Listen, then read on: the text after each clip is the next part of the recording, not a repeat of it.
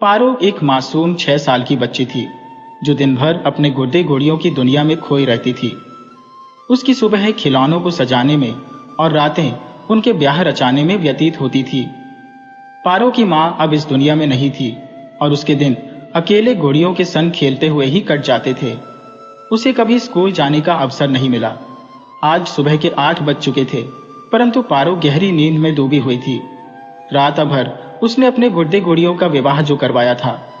जब सूरज की किरणें छत पर पड़ने लगी तो नथिया, जो अब उम्र दराज हो चली थी, ने चारपाई पर पड़े पड़े ही आवाज दी, पारो उठ जा बेटी, दिन चढ़ आया है। मगर पारो ने सिर्फ जम्हाई ली और पलटकर फिर से सो गई। नथिया ने जैसे ही चारपाई से उतरकर लकड़ी के सहारे चूल्हे के पास बैठकर आग जलाने की कोशिश की, उसकी सांसें भारी होने लगी। उसने थोड़ा गर्म पानी पिया और अपनी छाती से मलगम निकालकर रेत में दबा दिया। वह किसी तरह हांफते हुए चूल्हे पर रोटी सेकने लगी। 4 रोटियां कपड़े में लपेटकर पारो को जगाने पहुंची। उठ पारो, तेरा बाप आधी रात को ही हल लेकर ठाकुर के खेतों में काम करने चला गया है, उसे कलियो दिया। पारो ने आलस से करवट ली और बोली, अम्मा मुझे अभी और सोने दे, नींद आ रही है। नथिया की सांसें अब और ज्यादा फूलने लगी। उसने मजबूर होकर कहा, बेटी मेरी हालत ठीक नहीं है, अब मुझसे चलना मुश्किल हो रहा है। तेरी माँ जिंदा होती तो वही दे आती, अब तुझसे ही उम्मीद है। जब पारो ने कोई प्रतिक्रिया नहीं दी तो नथिया ने उसे झकझोरा और आखिरकार उसे उठा दिया। पारो ने थकान से भरी आंखों से उठते हुए कपड़े में लिपटी रोटियां पकड़ ली और जल्दी जल्दी कुल्ला करके सिर पर रोटियों का गट्ठर रखे हुए धीरे धीरे खेतों की ओर चल पड़ी। वह भीष्मा को क्लेव देकर वापस आ गई और एक रोटी खाकर फिर से अपनी सहेलियों के साथ गुड़ियों की दुनिया में लौट गई। समय धीरे धीरे आगे बढ़ता रहा। नथिया अपने पति के साथ ठाकुर के खेतों में मजदूरी करती रही। जैसे तैसे वह सुबह शाम रोटियां बनाती और अक्सर सांस फूलने पर थकान से लड़ने की कोशिश करती। उम्र के साथ उसकी ताकत कम हो चली थी और दमे की बीमारी ने उसे और कमजोर बना दिया था। पारो अब 8 साल की हो चली थी। उसका जन्म होते ही उसकी मां का स्वर्गवास हो गया था और नथिया ने किसी तरह उसे पाला था। वह बिना मां की बच्ची थी, जिसके नहाने धोने और खाने का कोई समय निश्चित नहीं था। वह सारा वक्त अपनी गुड़ियों के साथ खेलते हुए ही बिताती थी और उसी में उसकी छोटी सी दुनिया समा गई थी। बुरा वक्त कभी पूर्व सूचना नहीं देता। आज ठाकुर के मकान की दूसरी मंजिल की छत का निर्माण हो रहा था। भीष्मा, जो आमतौर पर खेतों में काम करता था, आज छत पर पत्थर खींचते समय पैर फिसला और वह 20 माह ऊंचाई से सीधे नीचे आ गिरा। ऊपर से भारी पत्थर भी उसके सिर पर गिरा, जिसने उसकी खोपड़ी को कुचल दिया। खून का एक विशाल धारा निकल पड़ी और चारों ओर लाल रंग फैल गया। भीष्मा की चीख गले में ही दम तोड़ गई और कुछ ही क्षणों में उसका शरीर फड़फड़ा कर स्थिर हो गया। भीष्मा की मौत की खबर जैसे ही नथिया के कानों में पहुंची, उसका दिल टूट गया। ऐसा लगा मानो किसी ने पिघला हुआ शीशा उसके कानों में उंडेल दिया हो। 2 वक्त की रोटी का सहारा छिन गया था और आगे की जिंदगी एक घने अंधकार से घिरी रात की तरह नजर आने लगी थी। उम्र और बीमारी से पहले ही कमजोर शरीर और अब पारो के भविष्य की चिंता। नथिया के भाग्य में विधाता ने आखिर क्या लिखा था? गांव के ठाकुर राम सिंह ने समाज के सहयोग से भीष्मा का अंतिम संस्कार करवा दिया। मगर पेट की भूख तो चिरकाल की समस्या थी। अब नथिया और पारो को खुद संघर्ष करना था। नथिया का शरीर कमजोर था और दमे की बीमारी ने उसे और भी जर्जर बना दिया था। पारो, जो घोड़ियों के सिवा कुछ नहीं जानती थी, को भी जीवन के कठोर पाठ सीखने पड़े। धीरे धीरे मजबूरियों की परतें हटती गईं और पेट की भूख ने सब कुछ सिखा दिया। नथिया ने पारो के साथ मजदूरी करना शुरू कर दिया। जब सांसें थमने लगती तो वह पेड़ की छांव में बैठ जाती, थोड़ी राहत पाती और फिर से पारो को लेकर काम करने लगती। 8 साल की छोटी बच्ची, जिसे घोड़ियों के खेल में ही मन लगता था, अब समय से पहले ही परिपक्व हो चुकी थी। खेतों में गेहूं की कटाई का काम चल रहा था और ठाकुर गुस्से में कह रहा था, नथिया, अगर तेरी लड़की गेहूं नहीं काट रही है तो मैं किसी और को काम दे दूंगा। नथिया ने हाँफते हुए हाथ जोड़कर कहा, ठाकुर साहब, थोड़ा दया करो। पारो कुछ ही दिनों में आपका गेहूं काट देगी। वह बहुत मेहनत करती है, मगर अभी बच्ची है, उसकी उम्र ही क्या है। पैदा होते ही उसकी माँ चली गई और अब उसके बाप का साया भी सिर से उठ गया। अभी तो खेलने की उम्र है, मगर पेट की आग सब कुछ सिखा देती है। ठाकुर ने कहा, नथिया, तेरी हालत देखकर ही तुझे गेहूं काटने का काम दिया था। मात्र 3 बीघा गेहूं है और 5 दिन में आधा ही कटा है। ऐसे ही चलता रहा तो और 5 दिन लग जाएंगे। फिर उन्होंने एक सुझाव दिया, क्यों न कोई अच्छा लड़का देखकर पारो के हाथ पीले कर दे, तेरे कंधे का बोझ भी हल्का हो जाएगा। नथिया ने थके हुए स्वर में उत्तर दिया, ठाकुर साहब, मेरे पास क्या है जो इसके हाथ पीले कर दूं? मेरा शरीर भी अब साथ नहीं देता, ऊपर से ये दमे की बीमारी, और बेचारी पारो मजदूरी करती है, तभी दादी पोती को रोटी नसीब होती है। शायद भगवान ने इसके भाग्य में यही धक्के लिखे हैं। रात को रोटी बनाने आएगी तो कह दूंगी कि थोड़ा जल्दी काम करें। कहकर नथिया ने अंतिम शब्द बोले और एक अनिश्चित भविष्य की चिंता में डूबी रही। ठाकुर साहब बोले, ठीक है नथिया, तेरी हालत देखकर मुझे दया आती है। काम हो जाए तो 10 शेर गेहूं तुझे मजदूरी से ज्यादा दूंगा। और हां, पारो से कह देना कि हाथ थोड़ा तेज चलाए। अगर तुम उसकी शादी का इंतजाम कर सको तो उसमें भी मैं मदद कर दूंगा, पर काम जल्दी होना चाहिए। इतना कहकर ठाकुर चले गए।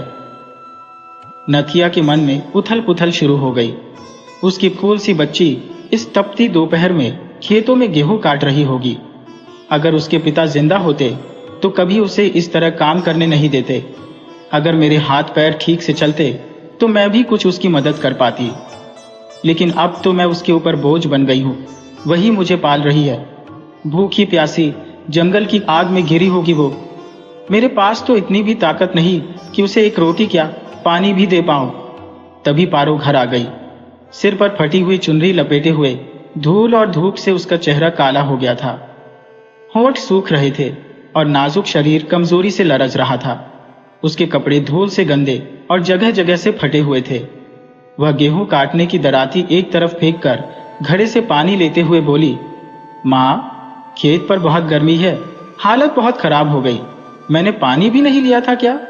नथिया ने कहा, ले गई थी बेटी, लेकिन घड़ा जल्दी खाली हो गया।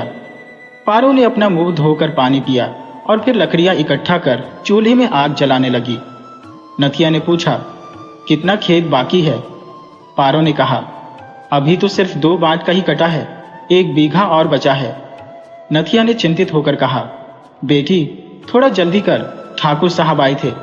उन्होंने कहा था कि अगर तुम्हारी लड़की जल्दी नहीं काटेगी तो किसी और को दे दूंगा। पारो ने जवाब दिया, अम्मा 2 दिन में सब खत्म कर दूंगी। पारो ने आटा गूंदना शुरू कर दिया और अपनी दादी से बातें करने लगी। उसने कहा, थोड़ा जल्दी उठ जाऊंगी, अब तो बहुत गर्मी हो गई है। नथिया ने सहमति में सिर हिलाया और चारपाई पर हांफते हुए बैठ गई।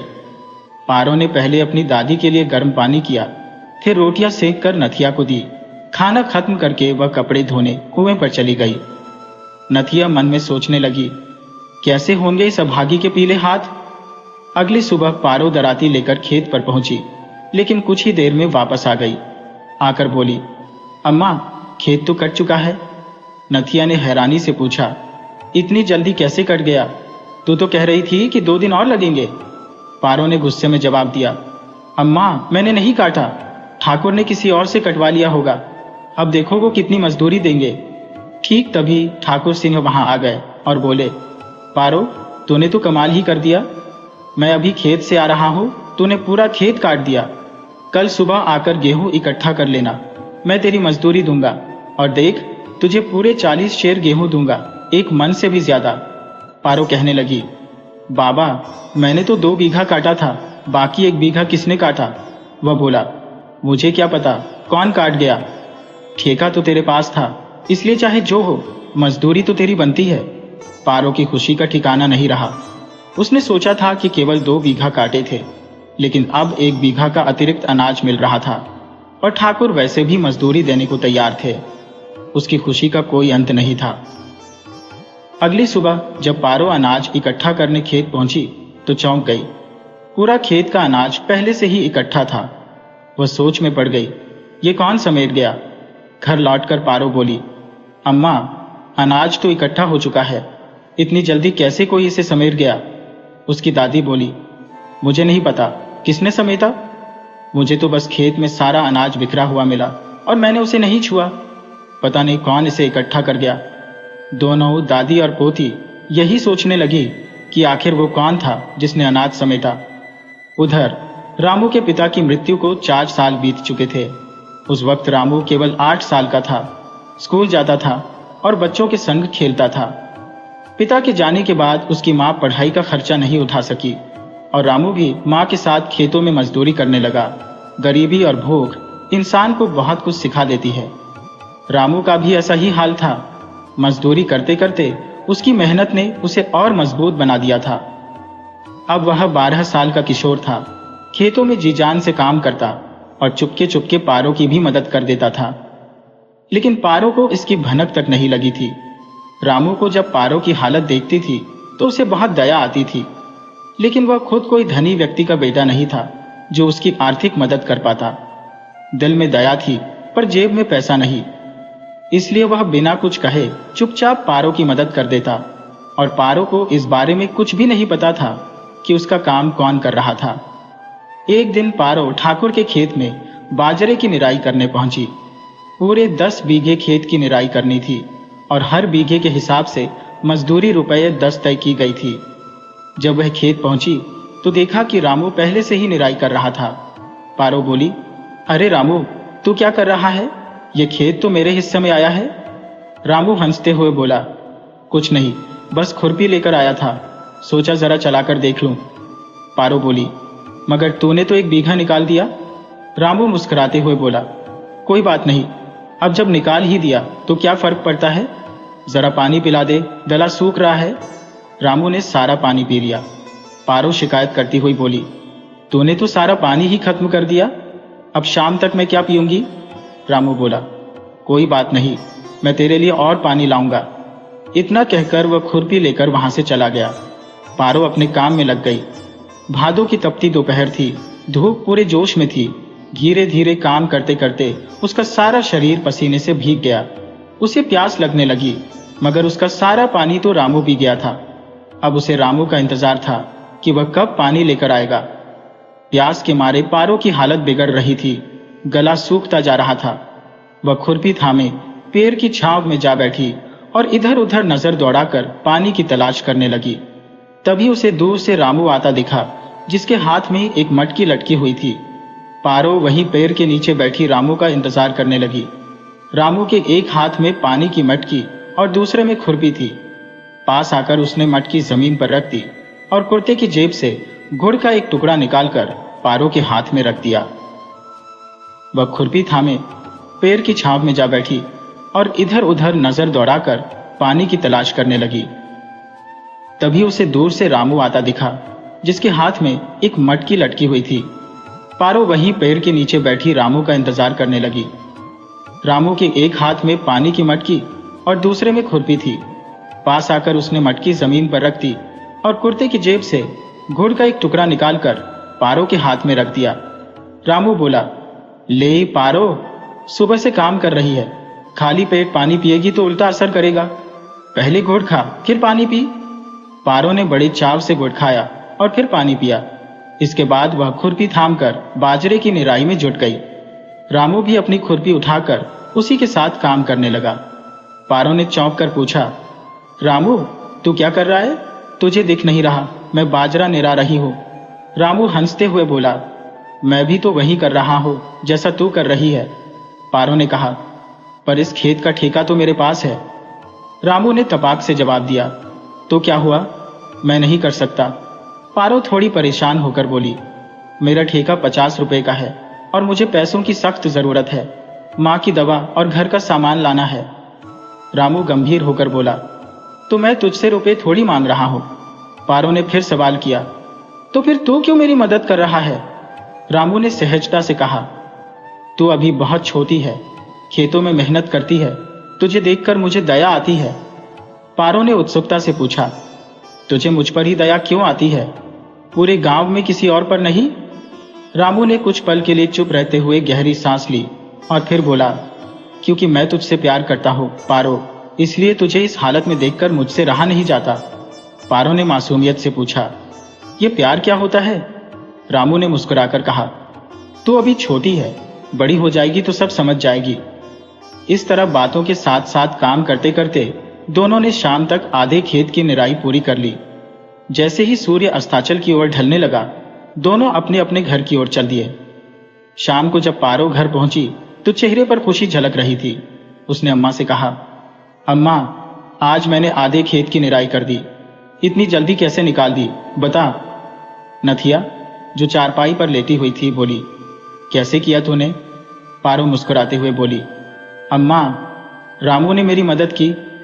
अम्मा ने आश्चर्य से पूछा, पर क्यों? पारो ने भोलेपन से कहा, रामू कह रहा था कि वह मुझसे प्यार करता है। अम्मा, यह प्यार क्या होता है?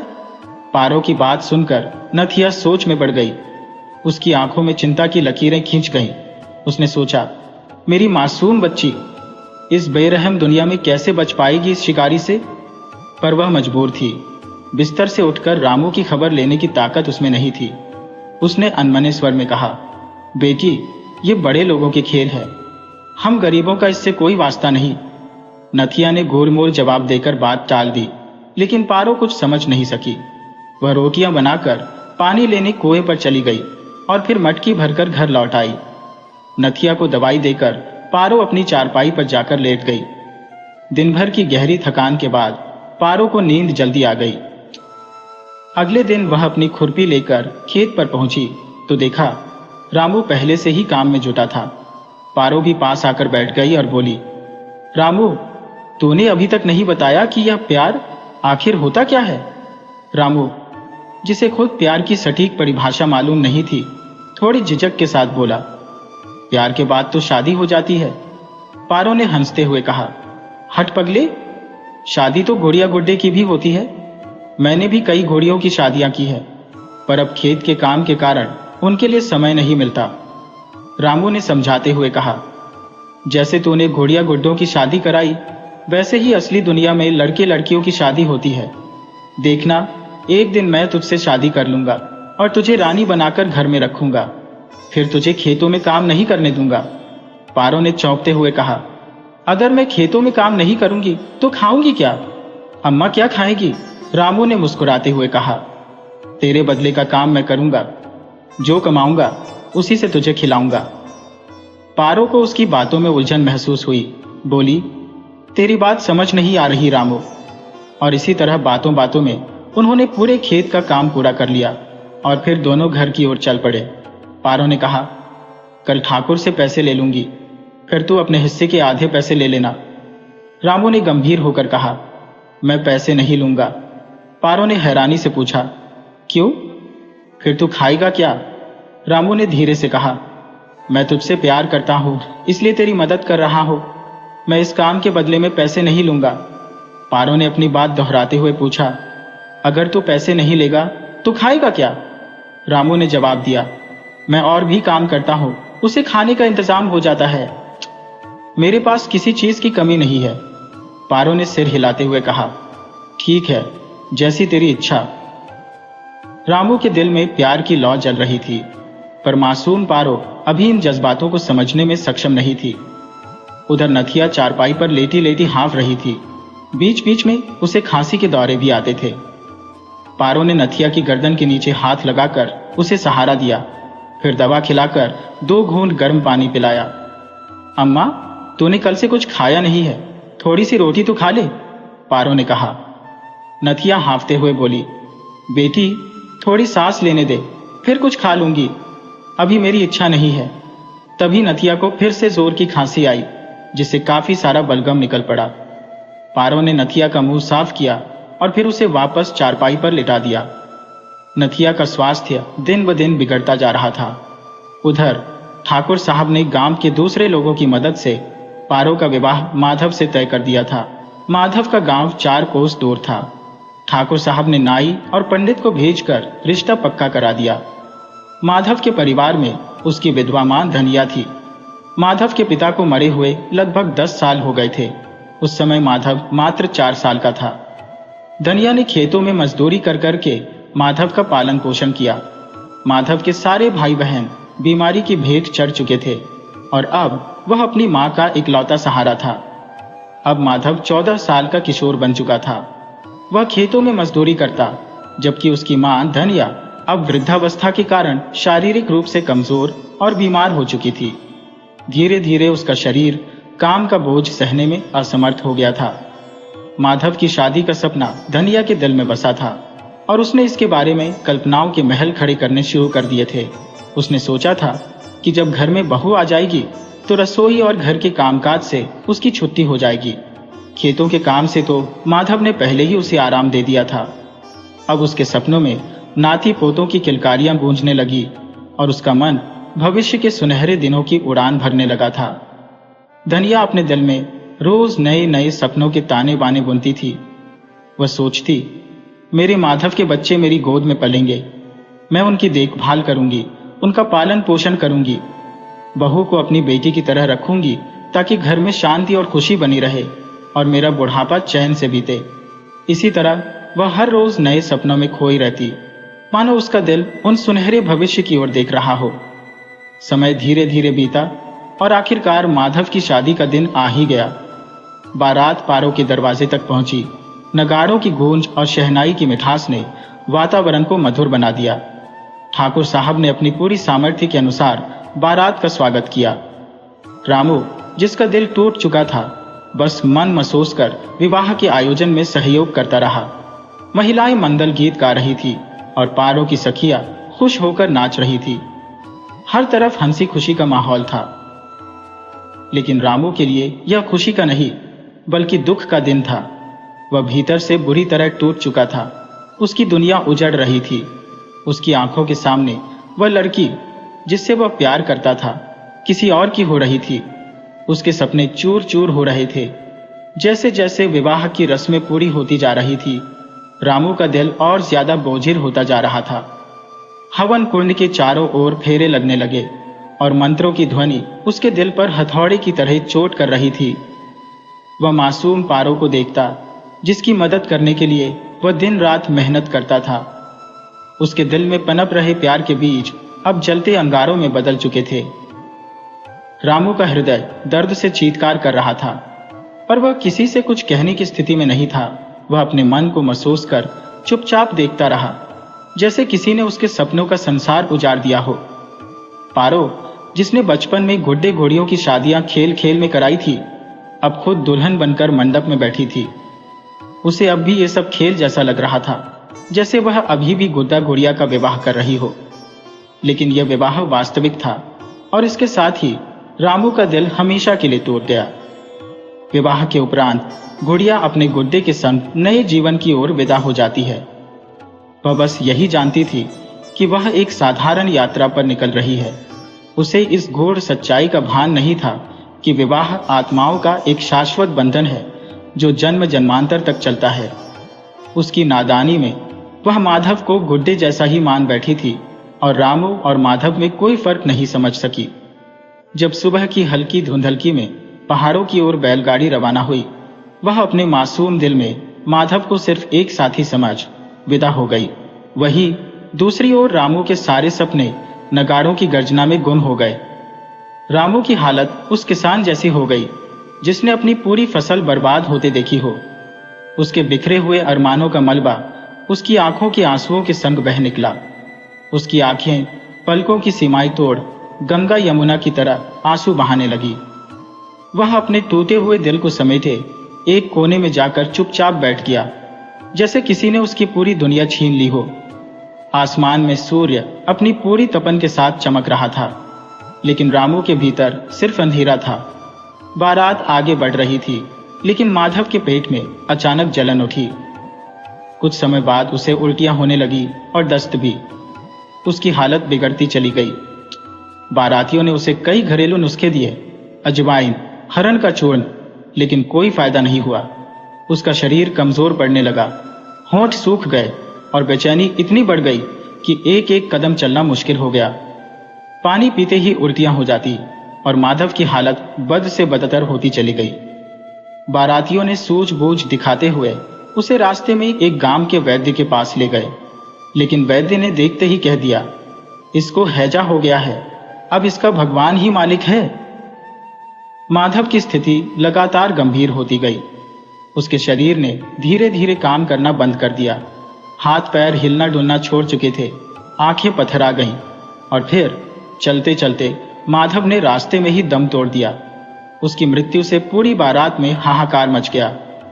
पारो ने बस इतना ही समझा कि उसका गुड्डा मर गया। बाराती माधव का शव लेकर गांव लौट आए और विधवा पारो भी साथ थी। गांव पहुंचते ही धनिया माधव की लाश देखकर मूर्छित होकर गिर पड़ी। उसका एकमात्र सहारा, उसकी बुढ़ापे की लाठी, उसका जीवन का उजाला अब सदा के लिए बुझ चुका था। वह रोते रोते बेहोश हो गई। आरती पारो के भाग्य को कोसने लगी। कैसी मनहूस बहू आई जो घर की दहलीज पर पैर रखने से पहले ही मेरे बेटे को निकल गई। पैदा होते ही मां को खा गई और अब घर आते आते मेरे बेटे को भी छीन लिया। समाज के कुछ लोग पारो को दोषी ठहराने लगे, लेकिन एक समझदार औरत ने कहा, इस बच्ची का क्या दोष है? यह तो अबोध है। इसे तो यह भी नहीं पता कि उसका पति मर चुका है। ये सब इसे बस एक खेल जैसा लग रहा है। हम क्यों इस मासूम पर गुस्सा निकाल रहे हैं? सोचो, इस नन्ही सी विधवा को अब पहाड़ जैसी जिंदगी कैसे गुजारनी पड़ेगी। ये अभागी जन्म से ही दुख झेल रही है। भगवान जाने इसके भाग्य में और क्या क्या लिखा है। धनिया को होश आया तो वह माधव की लाश के पास बैठकर फिर रोने लगी। उसका उजड़ा संसार उसकी आंखों के सामने था। विश्वास टूट चुका था। नाती पोतों की जो आशा थी वह भी अब चूर हो चुकी थी। उसकी बची हुई जिंदगी अब अमावस्या की काली रात जैसी बन गई थी। पारो के कदमों के घर की दहलीज पर पड़ने से पहले ही धनिया का संसार लुट चुका था। बाकी बचा जीवन बस एक अर्थहीन ठोकरे खाने वाला बुढ़ापा था। गांव वालों ने मिलकर माधव का अंतिम संस्कार कर दिया और धनिया का संसार हमेशा के लिए उजड़ गया। रीति रिवाज के मुताबिक विधवा पारो के बाल जबरदस्ती मुंडवा दिए गए। पारो ने अपने बालों के लिए बहुत आंसू बहाए, मगर उसकी किसी ने नहीं सुनी। उसे सफेद साड़ी भी पहना दी गई। पहाड़ों ने जैसे सफेद साड़ी के खिलाफ आवाज उठाई, लेकिन उसके मन की पुकार को कौन सुनने वाला था। अगर मेरे घुट्टे ने दम तोड़ दिया है तो मैं एक नई शुरुआत करूंगी, तब मैं लाल साड़ी पहनूंगी, पारो सोचती। उसकी गुड़िया भी शादी के मौके पर लाल साड़ी पहनती थी, पर उसे यह फर्क समझ नहीं आता था कि सुहागन क्या होती है और विधवा क्या होती है। कुछ समय तक पारो ने भी सुनी सुनाई तानों को सहन किया। उसे भोजन के साथ गालियां भी मिलती और उसकी जिंदगी धीरे धीरे कम होती चली गई। मगर जल्दी ही धनिया ने उसके हाथों में खुरपी पकड़ा दी और बोली, क्या तू लक्ष्मी बनी पड़ी रहेगी या कुछ काम भी करेगी? मैं तेरे लिए कब तक काम करूं? धनिया ने पारो से खेतों में मजदूरी करवाना शुरू कर दिया, जैसे वह अपने गांव में करती थी। गांव में रामू उसकी मदद करता रहता था, लेकिन यहाँ कोई साथ देने वाला नहीं था। गांव में उसकी अम्मा उसे कभी डांटती भी नहीं थी, मगर यहाँ उसे डांट के साथ पिटाई भी मिलने लगी थी।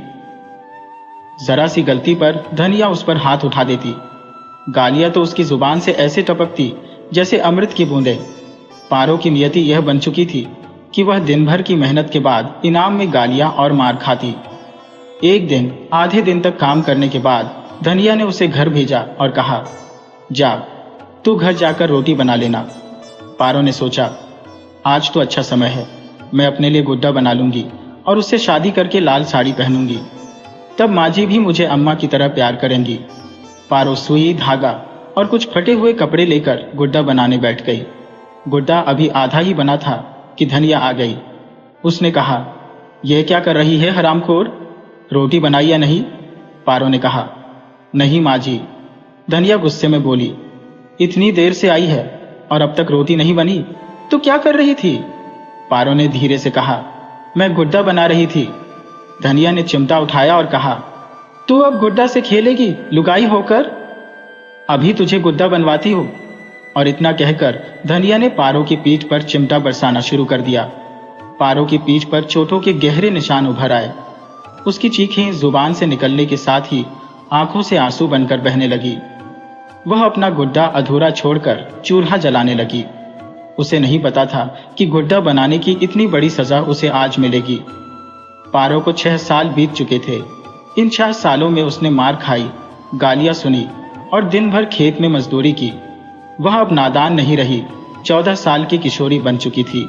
अब उसे भी प्यार की भाषा समझ में आने लगी थी, मगर वह जानती थी कि वह विधवा है। सुहागन और विधवा का फर्क अब उसकी समझ में आने लगा था। अब उसे सफेद साड़ी से भी कोई नाराजगी नहीं थी। गुड्डा गुड़िया का खेल उसके जीवन से पीछे छूट चुका था। बालों ने कभी माधव का प्रेम तो नहीं देखा था, मगर उसे रामू का प्यार अच्छी तरह याद था।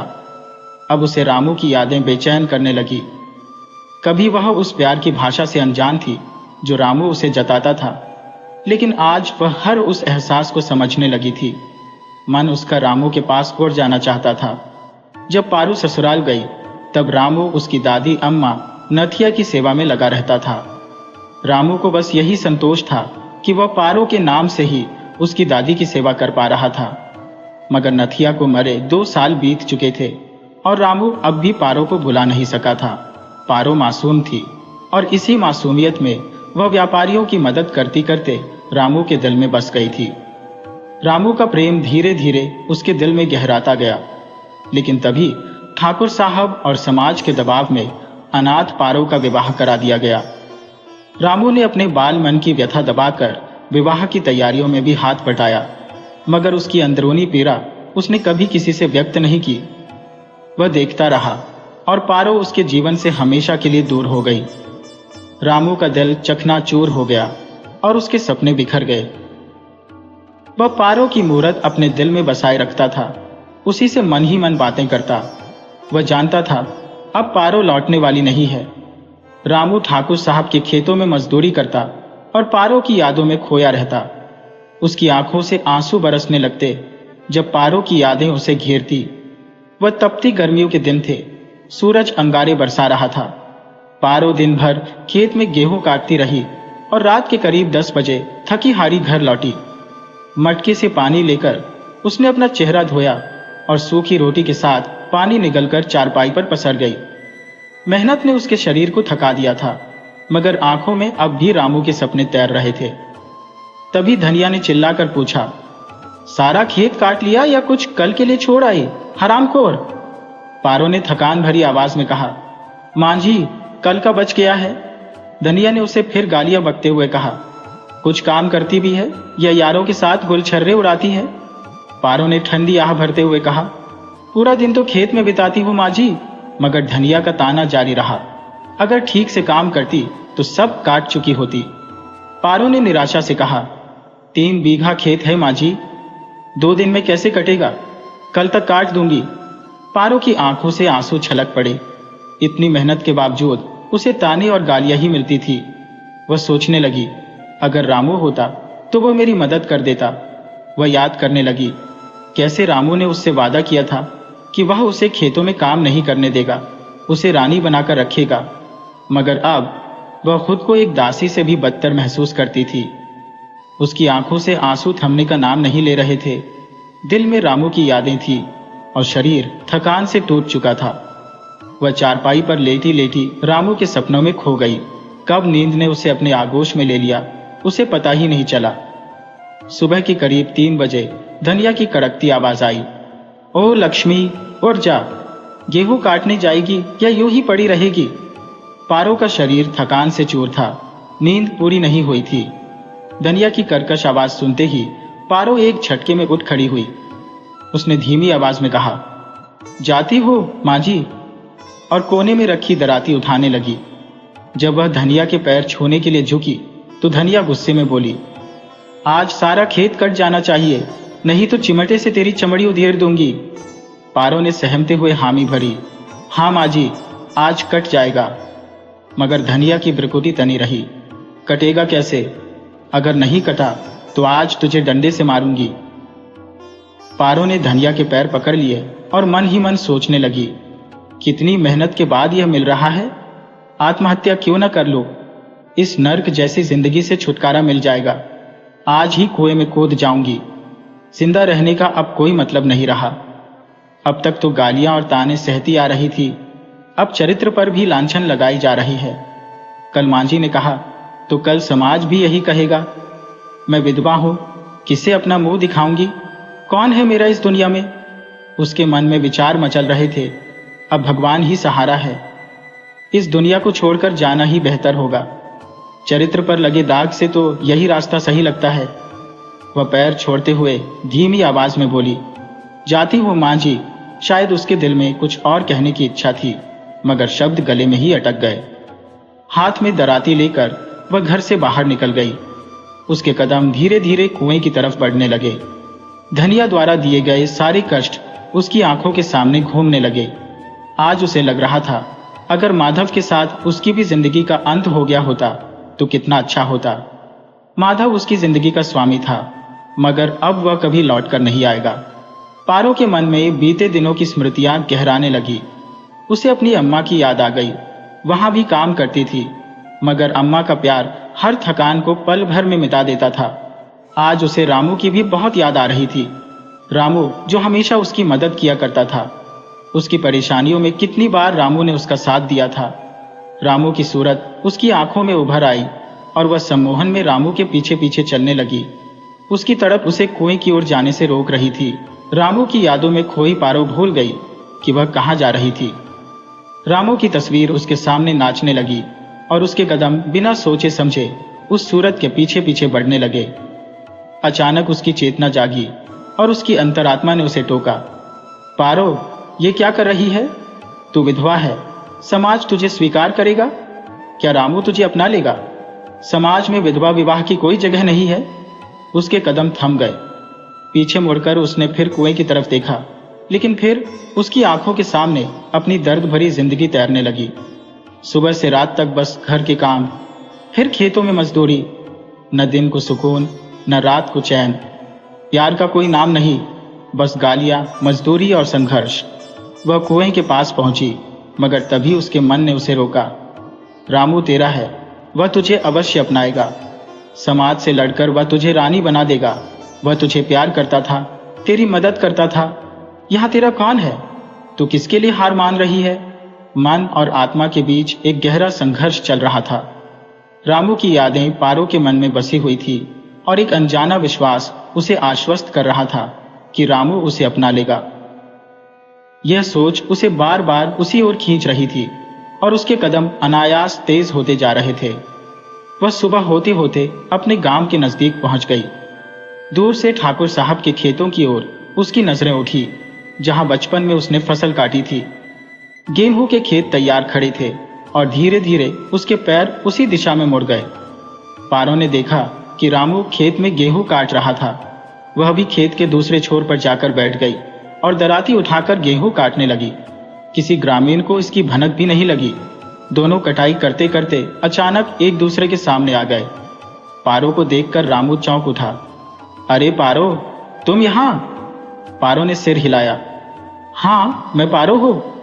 तुम तो अपनी ससुराल में थी, रामू ने पूछा। वहां से चली आई, पारो ने शांत स्वर में जवाब दिया। क्यों? रामू ने हैरानी से पूछा। पारो की आंखों में हल्की चमक आई। क्या तू मेरी मदद करेगा? रामू ने मुस्कुराते हुए कहा, मैं हमेशा तेरी मदद करता रहा हूं, बदले की बात नहीं है। मैं तुझसे प्यार करता था, इसलिए मदद करता था। पारो ने नम्रता से जवाब दिया। हाँ, मुझे अब एहसास हुआ है। मैं भी तुझसे प्यार करती हूँ, इसलिए तेरे पास आई हूँ। रामू ने कुछ पल सोचा, फिर बोला, मैंने हमेशा कहा था, जब तू बड़ी होगी तब समझेगी। अब तू समझ गई है। मैं तेरा इंतजार करता रहा हूँ। पारो ने गहरी सांस लेते हुए कहा, आज मैं तुझसे प्यार करती हूँ और अपनी पुरानी जिंदगी छोड़कर तेरे पास आई हूँ। क्या तू मुझे अपनाएगा? रामू की आंखें नम हो गईं। उसने कहा, हाँ पारो, मैं तुझे रानी बना लूंगा, जैसे मैंने कहा था। रामू की बाहें फैल गईं और पारो रोते हुए उसमें समा गई। दोनों को महसूस हुआ कि वे जन्मों के साथी हैं, जैसे दोनों की आत्माएं एक दूसरे को जानती थी। रामू ने प्यार से पारो को अपनी बाहों में समेट लिया और उस वक्त वे दोनों मानो दुनिया से दूर अपनी अलग ही दुनिया में खो गए। कुछ समय बाद रामू अपने घर पहुंचा और अपनी मां को सब कुछ बताया, लेकिन उसकी मां ने विधवा को बहू बनाने से साफ मना कर दिया। इस पर रामू ने दृढ़ता से कहा, मैं सिर्फ पारो से ही विवाह करूंगा। बात जब ठाकुर साहब तक पहुंची तो उन्होंने भी आकर रामू की मां को समझाया कि पुरानी रूढ़िवादी सोच को छोड़कर आगे बढ़ना चाहिए। बच्चों की खुशी में अपनी खुशी देखनी चाहिए। पारो संस्कारी है, मेहनती है और यही काफी है। आखिरकार रामू की मां ने पारो को स्वीकार कर लिया और दोनों का विवाह धूमधाम से संपन्न हुआ। अब रामू और पारो खुशी खुशी अपनी नई जिंदगी जीने लगे। दोस्तों, अगर आपको यह कहानी पसंद आई हो तो कृपया हमारे चैनल को लाइक, सब्सक्राइब और शेयर करें।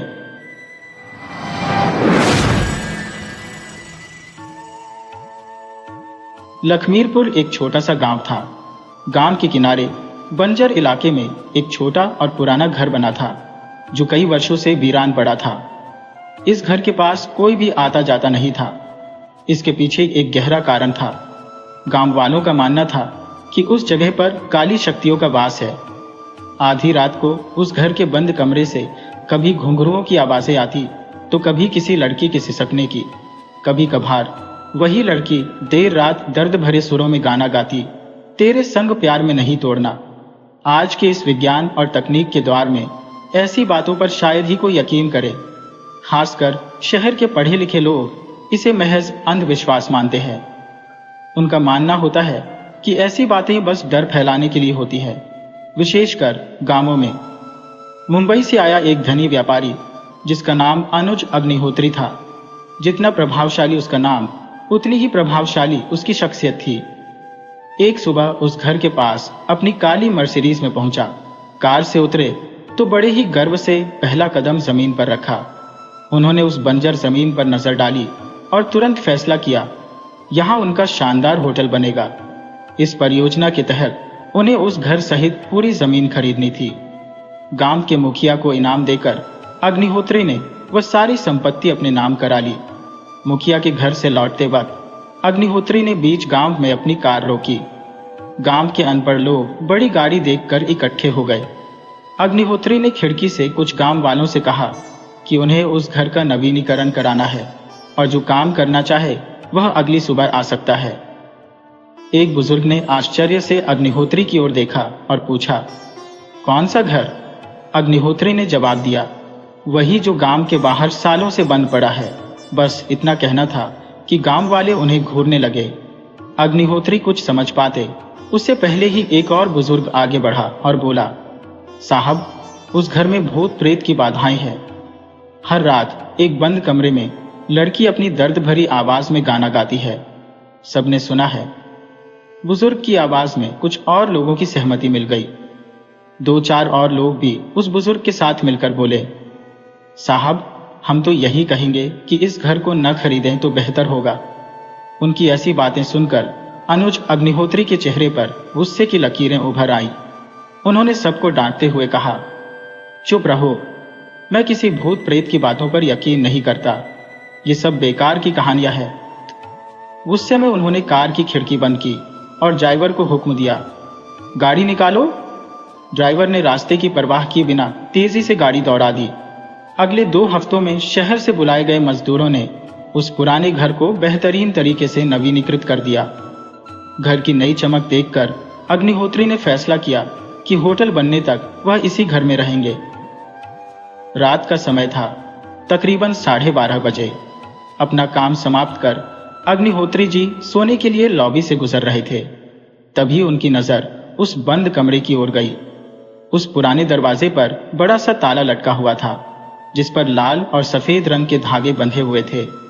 उन्होंने अनुमान लगाया कि यही वो भूतिया कमरा था जिसके बारे में गांव वाले अजीबोगरीब बातें करते थे। मन ही मन खुद को तसल्ली देते हुए बोले, इन बेवकूफों को मैंने कहा था कि इसका भी रेनोवेशन करना है। अग्निहोत्री धागों को तोड़ने लगे।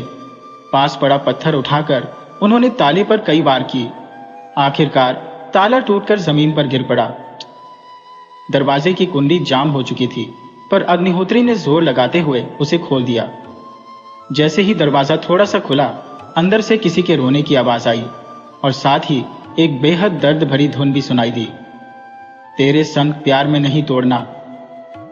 इससे पहले कि वह कुछ समझ पाते, एक धुंधली सी धुएं जैसी आकृति हवा में तैरती हुई दरवाजे से बाहर निकली और सीधा उनके सामने आ खड़ी हुई। जिस बात की चर्चा पूरे गांव में हो रही थी वह अब उनके सामने साकार हो चुकी थी। अग्निहोत्री के तो पसीने छूट गए, डर से उनका शरीर कांपने लगा। तभी वह धुआं एक स्त्री की शक्ल लेने लगा। वह स्त्री नव विवाहित की तरह 16 श्रृंगार में सजी धजी लाल जोड़े में हवा में तैरते हुए उनके सामने गुस्से से भरी खड़ी थी। उसकी नजरें अग्निहोत्री जी को भेदती हुई उन्हें घूर रही थी। अग्निहोत्री जी के मन में अचानक ये बात कौंधी कि वह कहाँ खड़े हैं। भय ने उन्हें जकड़ लिया और भागने की योजना उनके मन में बनने लगी। मगर उससे पहले वह रहस्यमयी स्त्री उनके सामने आई, मुस्कुराई और फिर उनकी आंखों के सामने ही धुएं की तरह हवा में विलीन हो गई। हालांकि उसकी आवाज की गूंज हवाओं में वैसे ही तैरती रही। तेरे प्यार में नहीं तोड़ना। यह देखते ही अग्निहोत्री जी ने ठान लिया कि वह सुबह होते ही होटल प्रोजेक्ट रोककर सीधे मुंबई लौट जाएंगे। वहीं दूसरी ओर वीर नामक युवक रात 11 बजे तक अपने फोन पर एक साउथ इंडियन फिल्म देख रहा था, जो उसका रोज का रूटीन था।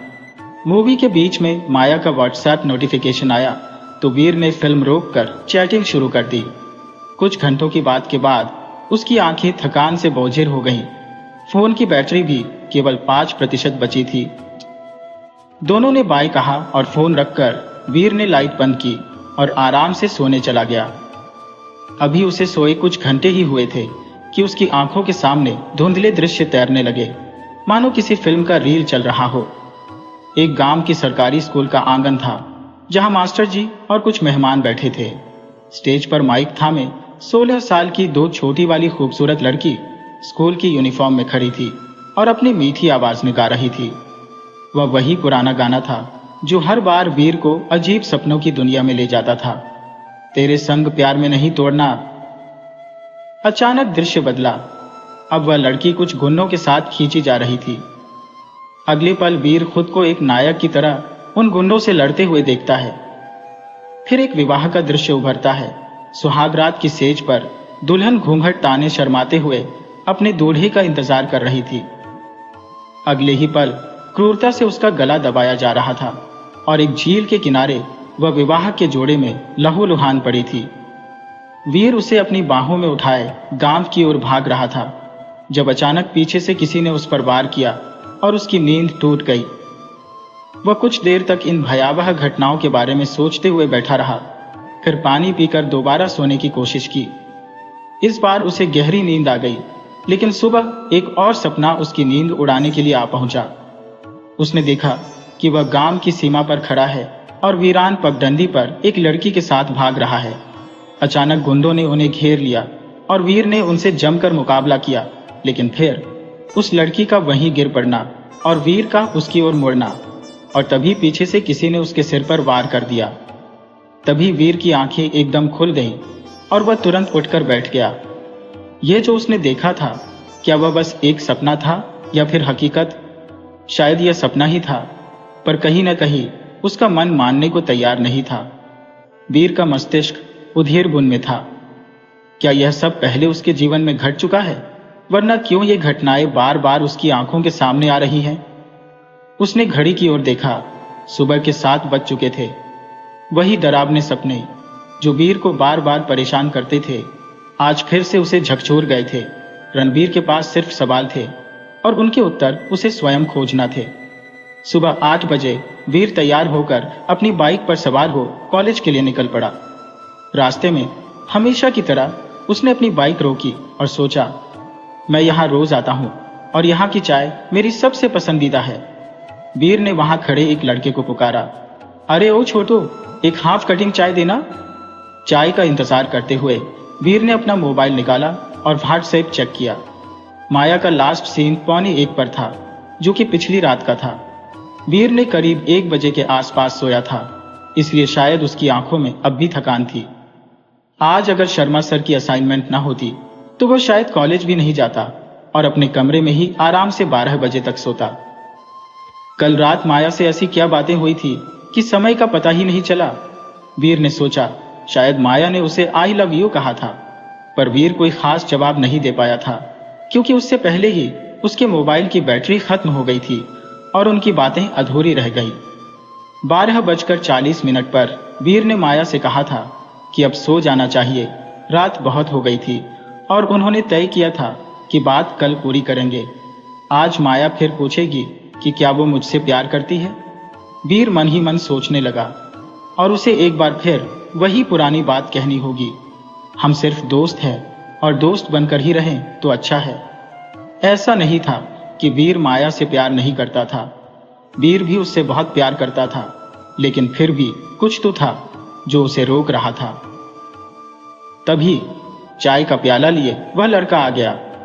वीर अपने ख्यालों में डूबा हुआ था, लेकिन लड़के ने उसे पुकारा, साहब आपकी चाय?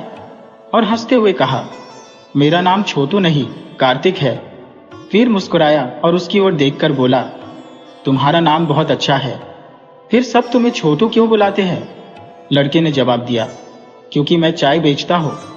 चाय वाले लड़कों का कॉमन नाम ही छोटू होता है, चाहे वो कितना भी बड़ा क्यों ना हो।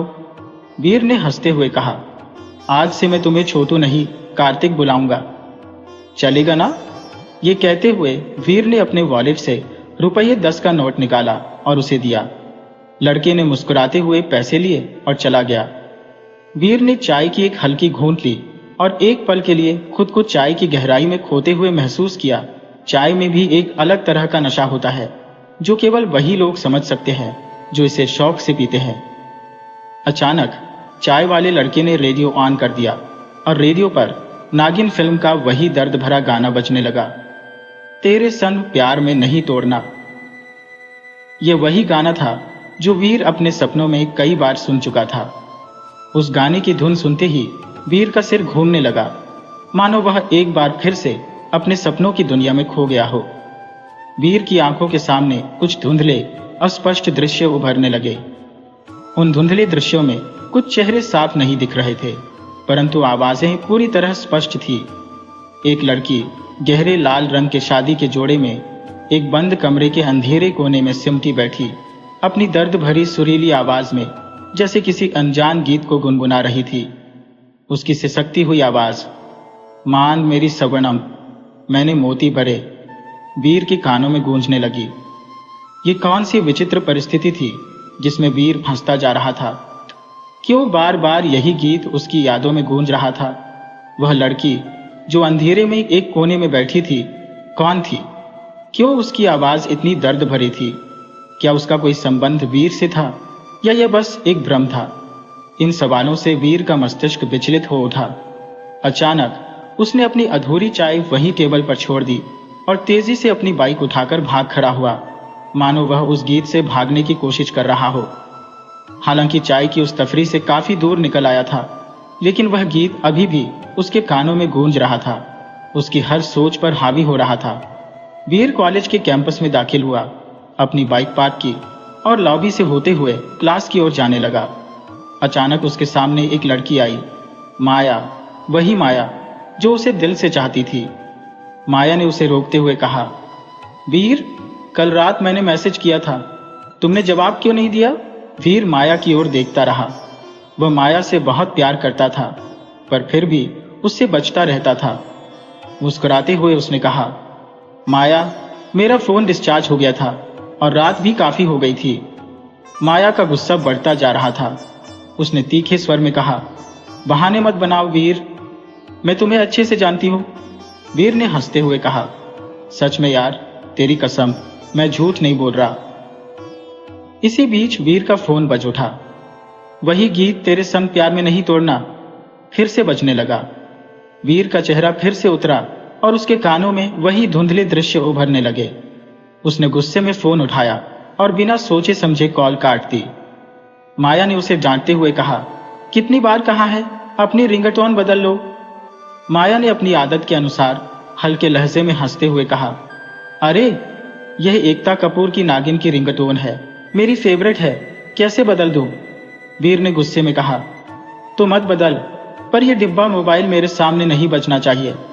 माया ने चिढ़कर कहा, अच्छा, तो इंग्लिश गाने सुनता है तो? मैंने कभी कहा तुझसे कि मुझे पसंद नहीं है। वीर उसकी बातों को अनसुना करते हुए बोला, तू समझ नहीं रही माया, इस गाने से मुझे कुछ अजीब सा महसूस होता है। ये गाना सुनते ही मेरे सामने धुंधले चेहरे आ जाते हैं। मैंने तुझसे अपने अजीब सपनों के बारे में बताया था ना, इसका कोई ना कोई कनेक्शन है मेरे सपनों से। ये सुनकर माया हंसने लगी। उसने वीर की ओर देखा और कहा, तू मजाक कर रहा है ना? वीर ने गंभीरता से कहा, नहीं माया, मैं मजाक नहीं कर रहा।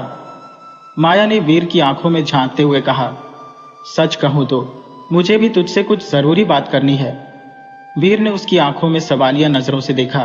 दोनों ने सामने पड़ी एक खाली बेंच की ओर देखा और माया ने इशारा किया, चल बैठकर बातें करते हैं। कुछ देर बाद वे दोनों उस बेंच पर पास पास बैठे थे। वीर ने माया की ओर देखते हुए पूछा, तू कुछ कहना चाहती थी ना माया? माया ने गहरी नजरों से वीर की आंखों में झांका और धीरे से कहा, सच सच बताओ, क्या तुम मुझसे प्यार करते हो? वीर का दिल अचानक से धड़क उठा, जैसे अतीत की कोई भूली बात एक झटके में उसके सामने आ खड़ी हो। उसे अपने दोस्त मनीष की याद आई, जो उसे बाबा जी के पास ले गया था जब वीर ने अपने अजीब सपनों के बारे में उसे बताया था। बाबा जी ने उसकी बातों को बड़े गौर से सुना था और फिर गंभीरता से कहा, जब तुम्हारी उम्र अमुक साल की हो जाएगी तब तुम्हारे जीवन में एक पुरानी प्रेम कहानी लौटेगी। बाबा जी ने यह भी कहा कि जिसे तुम प्रेम करते हो वह तुम्हारे पिछले जन्म की प्रेमिका है, इसलिए इस जीवन में भी तुम्हारे दिल पर केवल उसी का हक होगा और तुम किसी और से कभी सच्चा प्रेम नहीं कर पाओगे। वीर ने बाबा जी की इस भविष्यवाणी को हल्के में नहीं लिया था, लेकिन जब उसने माया से मिलने के बाद अपने दिल की धड़कनें तेज होती महसूस की तो वह परेशान हो उठा। जो मैं किसी से प्रेम नहीं कर सकता, उसने खुद को कई बार कहा। माया की ओर मुड़कर वीर ने गंभीरता से कहा, मैंने पहले भी अपने कॉलेज के दिनों में इसे महसूस किया था। एक बार मेरे दोस्तों ने मुझसे दांव लगवाया कि मुझे एक नई लड़की मुस्कान को प्रपोज करना होगा। माया, मैं तुम्हें पसंद करता था, लेकिन मैंने मजाक में उसे प्रपोज कर दिया। अगले ही दिन मुस्कान का भयानक एक्सीडेंट हो गया। मुझे लगा मेरी वजह से उसकी जान गई। तभी से मैंने तय कर लिया था कि मैं किसी को अपने करीब नहीं आने दूंगा। माया ने चौंक कर कहा, नहीं वीर, ऐसा कुछ नहीं होगा। तुम ये डर अपने दिल से निकाल दो। लेकिन वीर की आंखों में गहरी चिंता थी। उसने कहा, माया, तुम नहीं समझती, मैं तुम्हारी जान को खतरे में नहीं डाल सकता। मुझे इस रिश्ते से खुद को दूर करना होगा। माया ने उसका हाथ पकड़ते हुए पूछा, तुम कहाँ खो गए वीर?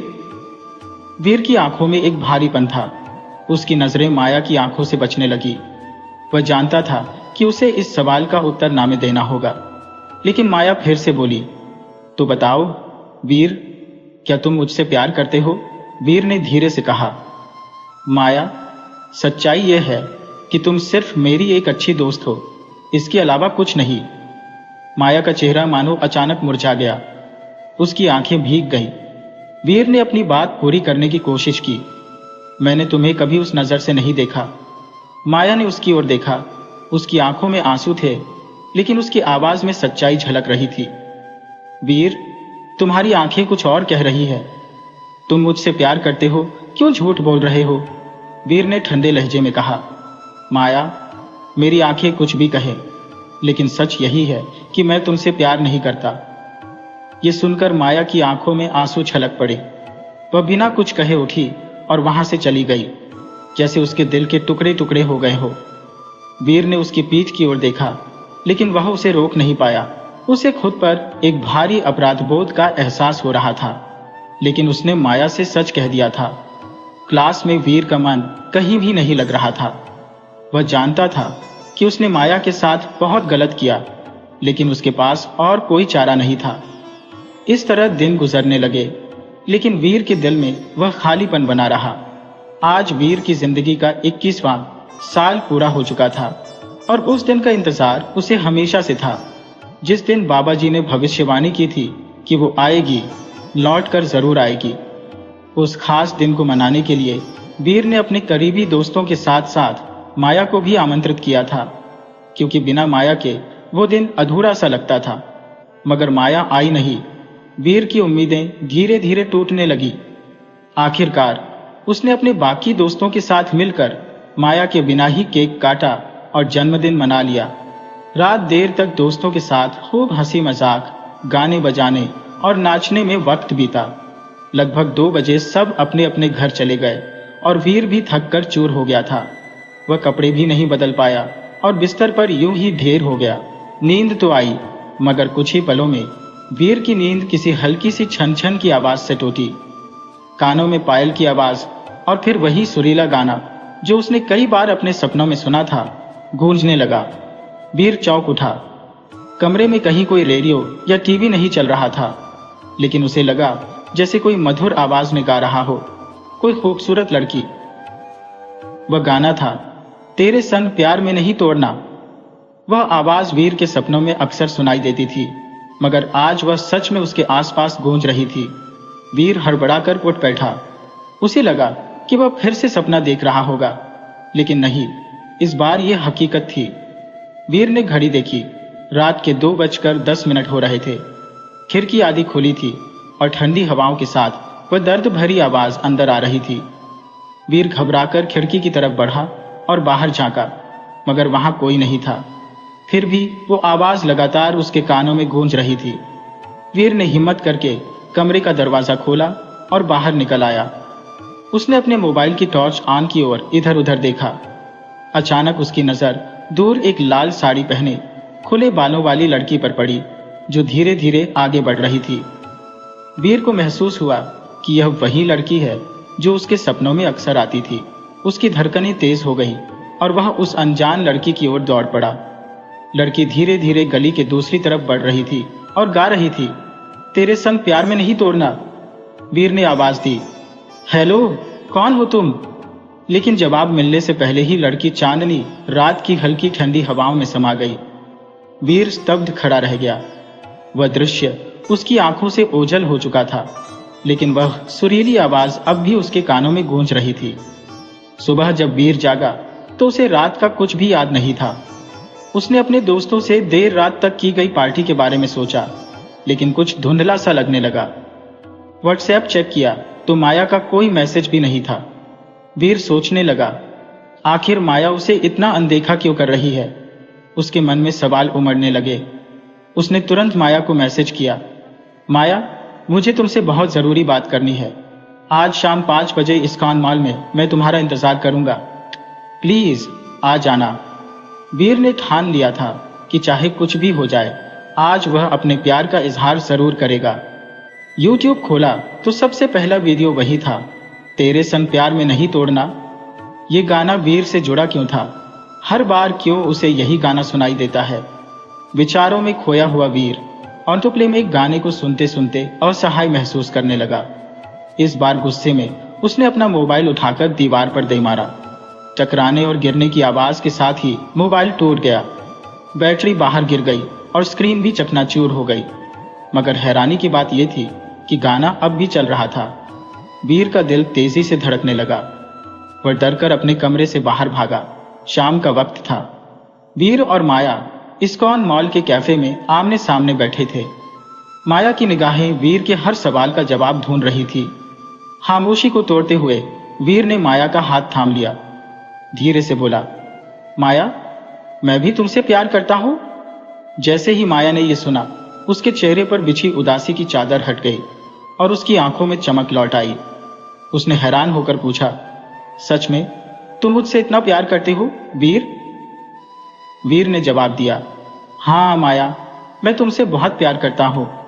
माया ने हिचकते हुए पूछा, क्या तुम मुझसे शादी करोगे? ये सवाल सुनते ही वीर के दिमाग में बाबा जी की भविष्यवाणियां दौड़ने लगी, जो साफ कहती थी कि वीर ना तो किसी से प्यार कर सकता है और ना ही शादी। अगर उसने ऐसा किया तो उसका प्यार उसे बर्बाद कर देगा। माया ने वीर के खामोश चेहरे को देखकर पूछा, कहाँ खो गए वीर? वीर हड़बड़ाकर अपनी सोच से बाहर आया और मुस्कुराते हुए बोला, माया, बोलो कब करनी है शादी? दूल्हा तो तैयार है। माया थोड़ी शर्मा गई और हंसते हुए बोली, इतनी जल्दी क्या है? अभी तो बहुत वक्त है शादी में। इसके बाद दोनों के बीच कई बातें हुई, मगर वीर को नहीं पता था कि मॉल में कोई और भी था जो काफी देर से उन दोनों को देख रहा था और उनकी हर बात सुन रहा था। आखिरकार वीर और माया वहां से उठकर थिएटर की ओर चले गए। उन्होंने कल रात ही फिल्म की टिकट बुक कर ली थी। फिल्म का शो शाम 7 बजे था। फिल्म के दौरान जब हीरो ने अपनी हीरोइन को किस किया, वीर ने भी मौका देखकर माया को किस कर दिया। पहले माया थोड़ी झिझकी, लेकिन फिर वह मुस्कुराई और अपनी शर्म को छोड़ दिया। थिएटर के एक अंधेरे कोने में बैठे दोनों रोमांस में खोए हुए थे, जबकि पर्दे के पीछे कोई था जो उन्हें देख रहा था। रात के करीब 10 बजे फिल्म खत्म हुई। वीर और माया थिएटर से बाहर निकले और अपनी अपनी राह चल दिए। माया की होंडा सिटी कार चला रहा था वीर। उसे नींद आने लगी थी तो उसने माया से कहा, माया प्लीज अपना फोन उठाओ। वीर की बात सुनकर माया मुस्कुराई और बोली, तुम्हारा दिमाग खराब हो गया है क्या? मेरा फोन तो कब से स्विच ऑफ है। वीर ने विस्मय में डूबकर पूछा, तो फिर यह धुन कहां से आ रही है? माया ने भी आश्चर्यचकित होते हुए प्रतिप्रश्न किया, वीर कौन सी धुन? तुम किस संगीत का उल्लेख कर रहे हो? मुझे तो यहां कोई संगीत सुनाई नहीं दे रहा।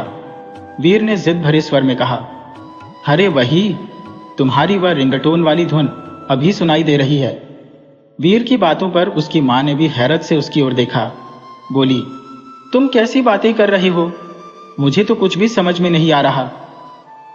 अचानक गाड़ी की पीली हेडलाइट के सामने एक लाल रंग की शादी के जोड़े में लिपटी खुले बालों वाली लड़की प्रकट हुई। ये वही थी जिसे वीर ने बीती रात अपने घर के पास देखा था। वह अचानक कार के सामने से गुजरी और गर्दन घुमाकर उनकी ओर देखा।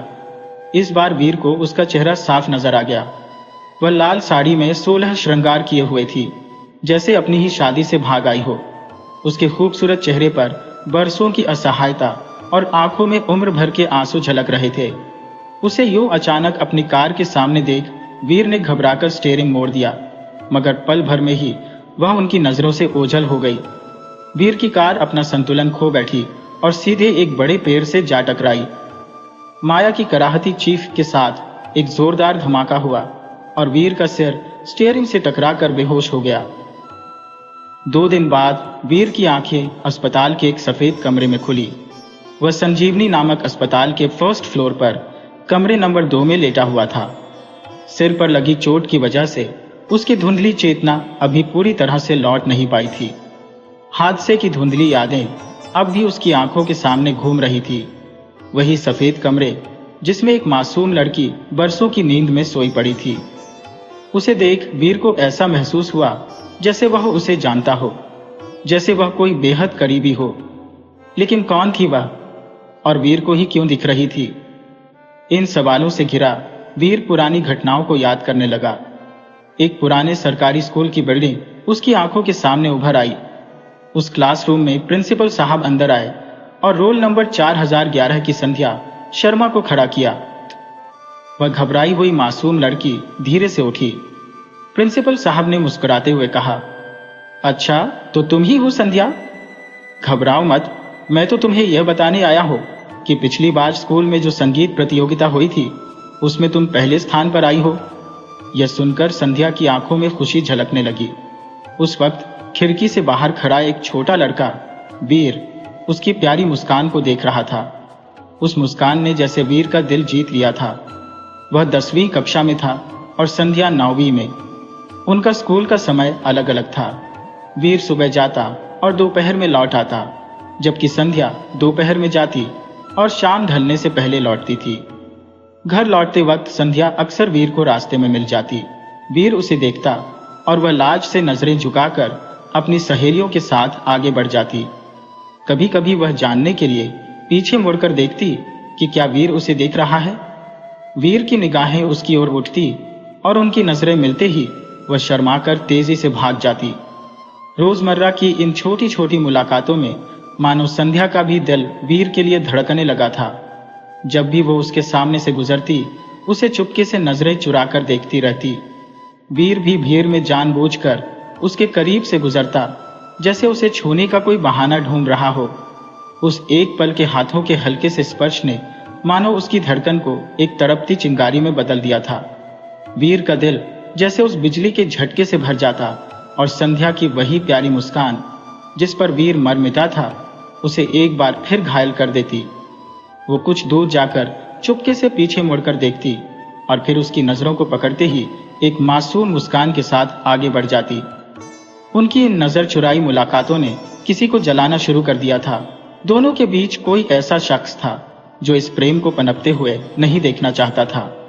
एक बार वीर ने साहस जुटाया और रात के सन्नाटे में संध्या से मिलने उसके घर जा पहुंचा। घड़ी रात के 12 बजा रही थी। संध्या के घर वाले गहरी नींद में सो चुके थे, सिवाय उसके। वो बेचैनी से बिस्तर पर करवटें बदल रही थी, शायद वीर के ख्यालों में खोई हुई थी। घर का दरवाजा थोड़ा खुला था। वीर ने इस मौके को हाथ से नहीं जाने दिया और धीरे से अंदर कदम रख दिया। संध्या वीर की आहट सुनकर चौंकी और बाहर आई। वीर को देखकर उसकी धड़कनें और तेज हो गईं। डरते डरते उसने पूछा, वीर, तुम यहां क्यों आए हो? वीर ने बिना कोई झिझक कहा, तुमसे मिलने आया हूं। संध्या ने घबराते हुए धीरे से कहा, कोई सुन लेगा? लेकिन वीर उसके कानों में फुसफुसाया, सिर्फ तुमसे एक बात करनी थी। संध्या ने उसका हाथ पकड़ा और कहा, चलो। और वीर बिना कुछ पूछे उसके पीछे चल पड़ा। वे दोनों एक पुराने मंदिर के पास पहुंचे, जहां आधी रात का चांद अपनी शीतल रोशनी बिखेर रहा था। मंदिर के बाहर एक बड़े पत्थर पर दोनों ने एक दूसरे का हाथ थाम लिया। संध्या ने वीर की आंखों में देखते हुए कहा, तुम मुझसे वादा करो कि तुम मुझे कभी अकेला नहीं छोड़ोगे। वीर ने उसका हाथ और मजबूती से पकड़ा। संध्या, तुम मेरी हो और मैं तुम्हारा। तुम्हारे बिना मैं अधूरा हूं। मैं कभी तुम्हें छोड़कर नहीं जाऊंगा। दोनों पूरी तरह एक दूसरे में खोए हुए थे, लेकिन तभी अचानक हाईवे से एक गाड़ी की तेज रोशनी उनकी ओर आती दिखाई दी। पास से देखने पर उन्हें पता चला कि वो एक खुली जीप थी, जिसमें 4 खतरनाक गुंडे बैठे थे, जिनके हाथों में धारदार हथियार चमक रहे थे। ये देख संध्या और वीर के दिल की धड़कनें तेज हो गई। जीप एक झटके से उनके सामने रुकी, इंजन बंद हुआ और गुंडे उतरकर उनकी ओर बढ़ने लगे। संध्या और वीर डर के मारे खड़े हो गए। उन्हें समझ नहीं आ रहा था कि ये कौन लोग हैं और वे उनसे क्या चाहते हैं। चारों गुंडों के हाथों में तलवार जैसी खतरनाक हथियार थे। उनसे लड़ना वीर और संध्या के लिए लगभग असंभव था। वीर ने तुरंत संध्या का हाथ जोर से पकड़ा और बोला, भागो संध्या। दोनों तेजी से भागने लगे, जबकि गुंडे उनके पीछे थे। भागते भागते वे गांव के अंदर पहुंचे, लेकिन उनके सामने एक बड़ी दीवार खड़ी थी, जिसने उनकी राह रोक ली। पीछे मुड़कर देखा तो बुजुर्ग भी उनके सामने खड़े थे। उनसे बच निकलना अब बेहद कठिन था। तभी अचानक एक लड़की की आवाज कानों में पड़ी, वीर, तुम ठीक तो हो ना? ये माया थी जो वीर से पूछ रही थी। माया वही थी जिसके साथ वीर का कार एक्सीडेंट हुआ था। उस हादसे में माया को मामूली चोटें आई थी, लेकिन वीर बार बार संध्या का नाम ले रहा था। अब माया को सब समझ में आ चुका था कि वीर को वो सब याद आ गया है जो वो 7 साल पहले भूल गया था। इस एहसास के साथ माया वहां से भाग गई, क्योंकि अब वो जान चुकी थी कि वीर के दिल में अभी भी संध्या के लिए जगह है। वीर की आंखों के सामने अब भी उसके अतीत के धुंधले दृश्य उभर रहे थे। अपनी संध्या को बचाने का यही आखिरी मौका था और वीर के सामने अब केवल एक ही रास्ता था। अकेले उन गुंडों से लड़ना उसकी ताकत से बाहर था, पर संध्या को किसी भी हालत में बचाना था। वीर ने संध्या को अपने पीछे छिपाया और उन गुंडों पर अचानक हमला कर दिया। चूंकि वीर एक सिपाही का बेटा था, लड़ाई की कला वह अच्छी तरह जानता था। 4 खतरनाक हथियारों से लैस गुंडों के सामने अकेला वीर डटकर खड़ा हो गया। उसने घूंसे और लातों से उन पर हमला किया और एक गुंडे की देसी बंदूक उसके हाथ लग गई। वीर को बंदूक चलानी भी आती थी। उसने हवा में 2 फायर किए, जिससे वे लोग डरकर पीछे हट गए।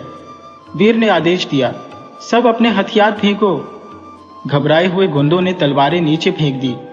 अब बाजी वीर के हाथ में थी और वे उनसे बच सकते थे, लेकिन तभी पीछे से संध्या की एक हल्की चीख सुनाई दी। वीर ने मुड़कर देखा तो किसी ने संध्या की गर्दन पर चाकू रख दिया था। वह कोई और नहीं, माया थी, मास्टर जी की बेटी। माया ने वीर की ओर देखकर मुस्कुराते हुए कहा, वीर, अगर तुमने बंदूक नहीं फेंकी तो मैं संध्या को मार दूंगी। वीर के पास और कोई चारा नहीं था। उसने माया से विनती की, माया, मैं तुम्हारे सामने हाथ जोड़ता हूं, संध्या को कुछ मत करना। लेकिन माया गुस्से में चिल्लाई, बंदूक फेंक वीर। वीर ने मजबूरी में बंदूक नीचे फेंक दी। जैसे ही वीर ने बंदूक फेंकी, गुंडे उस पर टूट पड़े। माया ने उन्हें चेतावनी दी, सुनो, ये मरना नहीं चाहिए। अगर ये मरा तो मैं तुम सबको खत्म कर दूंगी। इसी बीच वीर का स्कूल का दोस्त भवानी वहां आ पहुंचा। दूर से ही उसने वीर को आंखों से इशारा किया कि वह संध्या को बचाने का मौका है। वीर समझ गया कि भवानी उसे माया के पकड़ से संध्या को बचाने के लिए कह रहा है, परंतु इसके लिए माया पर पीछे से हमला करना होगा। क्योंकि अगर सामने से हमला किया तो माया संध्या की जान ले लेगी। वीर ने पास ही पड़ा एक बड़ा पत्थर उठाया और माया की नजरों से बचते हुए धीरे धीरे उसके पीछे पहुंच गया। जैसे ही मौका मिला, वीर ने पीछे से माया के सिर पर वह पत्थर जोर से दे मारा। लेकिन जैसे ही माया नीचे गिरी, वीर को पता चला कि वह संध्या नहीं थी, बल्कि उसकी जगह माया ने संध्या को गिराया था। भवानी ने धोखा दिया था। वह माया के साथ मिलकर वीर की संध्या को नुकसान पहुंचाने की साजिश में शामिल था। संध्या के गिरते ही वीर ने उसकी ओर दौड़ लगाई, लेकिन उसके मुंह से संध्या के लिए एक चीख निकल गई। 2 दिन बाद वीर को अस्पताल से छुट्टी मिल गई। वह अपने घर की छत पर बैठा, गहरे सोच में डूबा हुआ, अपने अतीत और वर्तमान की उलझनों को सुलझाने की कोशिश कर रहा था। वीर छत पर बैठा अपने ख्यालों में डूबा हुआ था। उसी वक्त उसे अपने दोस्त भवानी की याद आई। वही भवानी जिसने माया के साथ मिलकर उसकी संध्या को मार डाला था। वीर को अब भी विश्वास था कि कहीं न कहीं संध्या जिंदा है और वो उसकी राह देख रही है। उसके दिल में यही ख्याल था कि उसे सबसे पहले संध्या को ढूंढना चाहिए। उसने ठान लिया कि वो संध्या को खोजने के लिए भवानी से ही शुरुआत करेगा, क्योंकि उसे यकीन था कि भवानी ही जानता होगा कि संध्या कहाँ है। वीर को यह लगता था कि भवानी ने संध्या को मारा, लेकिन असलियत कुछ और ही थी।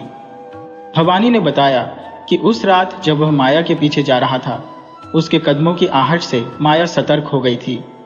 जैसे ही भवानी ने माया पर हमला करने के लिए पत्थर उठाया, माया पहले ही वहां से हट गई और पत्थर संध्या के सिर पर जा लगा।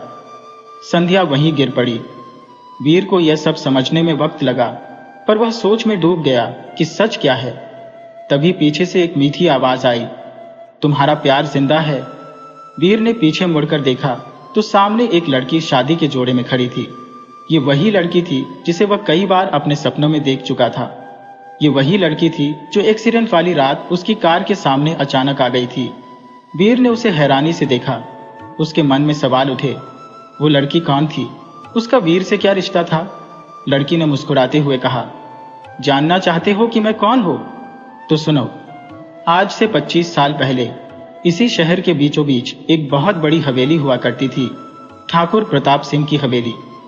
ठाकुर साहब बेहद अच्छे और दयालु इंसान थे और पूरा शहर उनकी बहुत इज्जत करता था। उनकी 2 बेटियां थीं। बड़ी बेटी का नाम था कावेरी और छोटी बेटी का नाम था सरस्वती।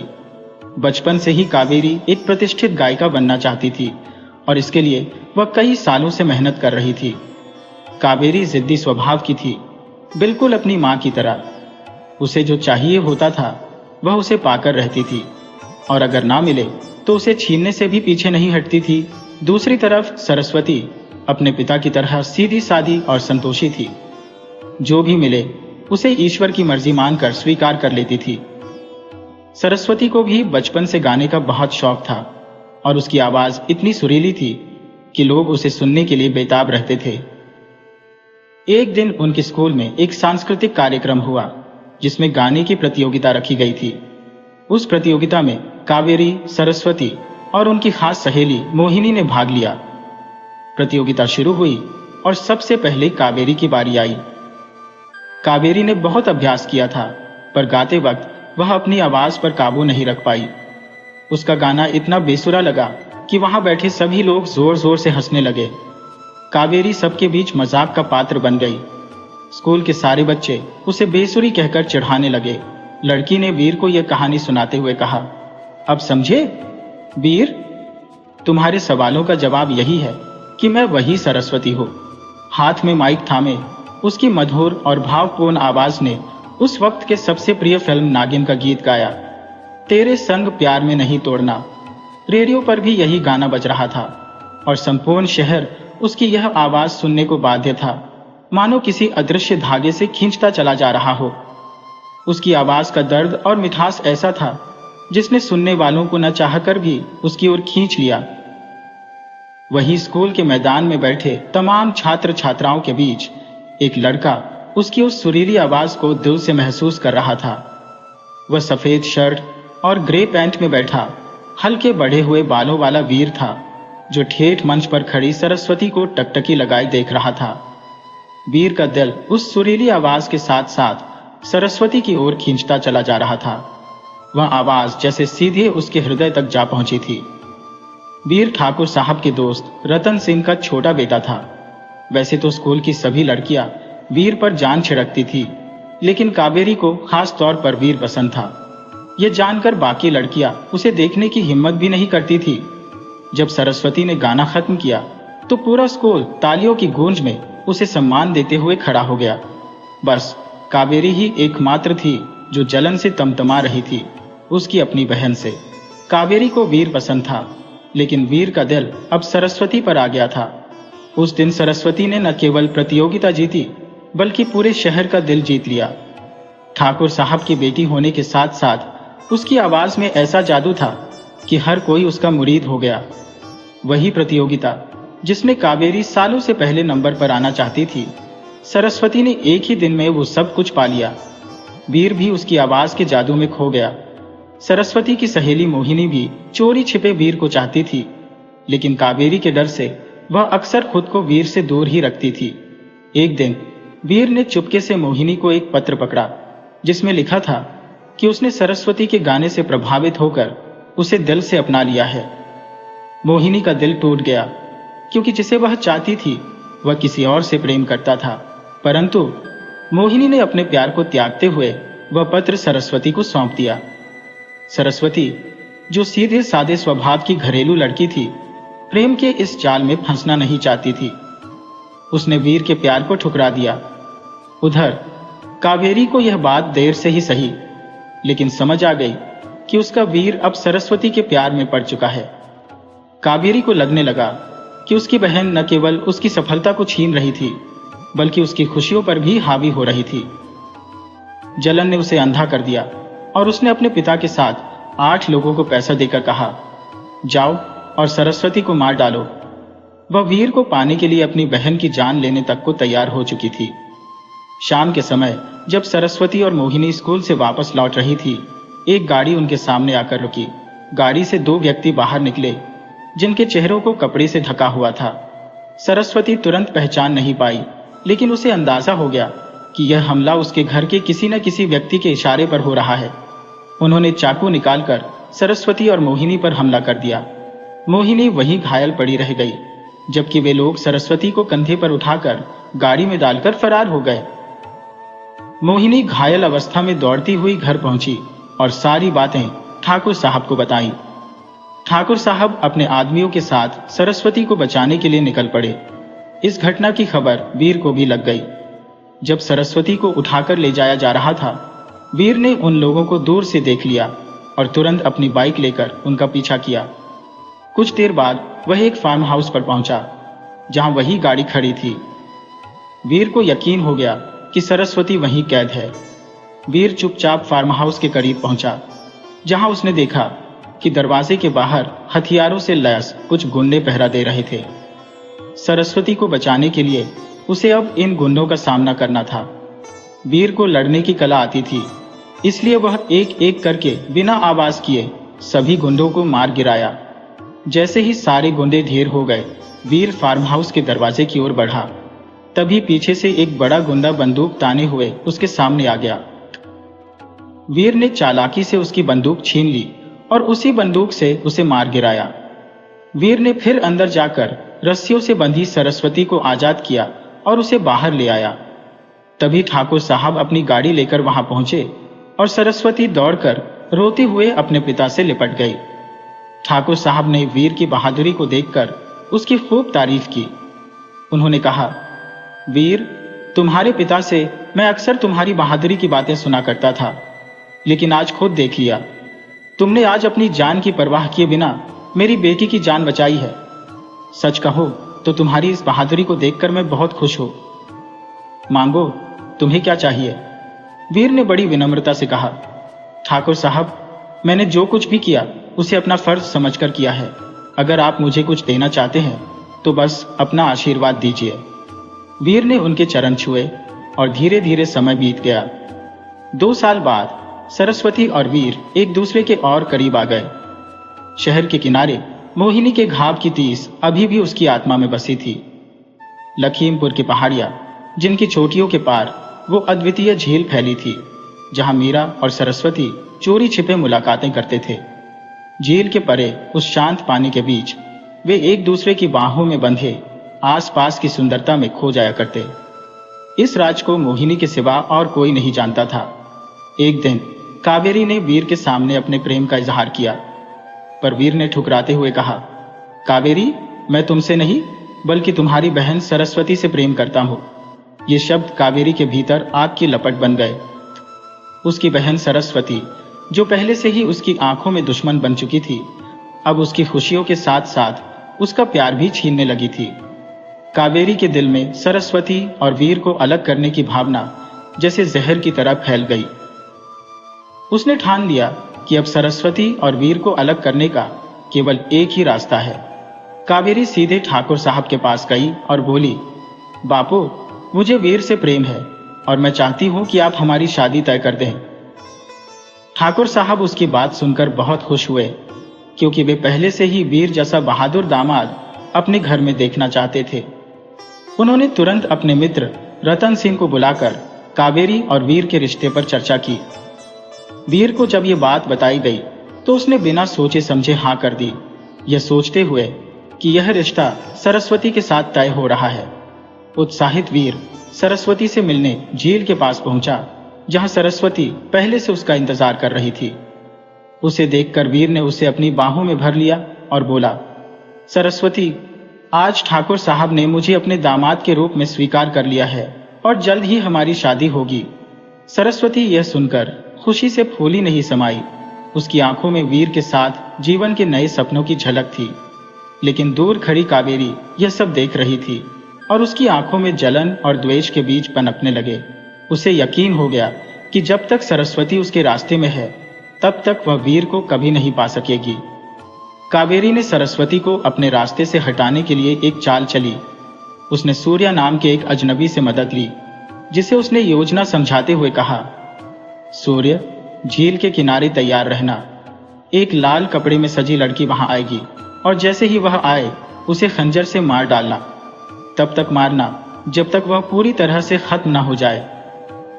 सरस्वती को इस बात का जरा भी अंदाजा नहीं था कि वीर की शादी उससे नहीं बल्कि उसकी बड़ी बहन कावेरी से तय हो चुकी है। वह अपने मन में वीर की दुल्हन बनने के सपने संजोए हुए थी। जब वह सज धज कर अपने कमरे से बाहर निकली तो टेबल पर रखे दस्तावेज उसे एक गहरे रहस्य की ओर इशारा करने लगे। उसने वह पत्र अपने कांपते हाथों में लिया और जब उसे खोलकर देखा तो उसमें लिखा था, शादी से पहले मैं तुमसे एक बार मिलना चाहता हूं। सरस्वती, मुझे तुमसे कुछ जरूरी बात करनी है। झील के पास आ जाओ, जहां हम पहले मिला करते थे। तुम्हारा वीरा। मंडप की ओर जाने के बजाय वह अपने प्रिय वीरा से मिलने झील के किनारे पहुंची। वहां पहुंचकर उसने चारों ओर नजर दौड़ाई, लेकिन उसे वीरा कहीं भी दिखाई नहीं दिया। वह वापस हवेली लौटने ही वाली थी कि उसे अचानक ऐसा लगा मानो कोई उसके पीछे खड़ा है। उसने सोचा, शायद वीरा आया होगा उसे देखने के लिए। जैसे ही वह मुड़ी, वहां कोई नहीं था।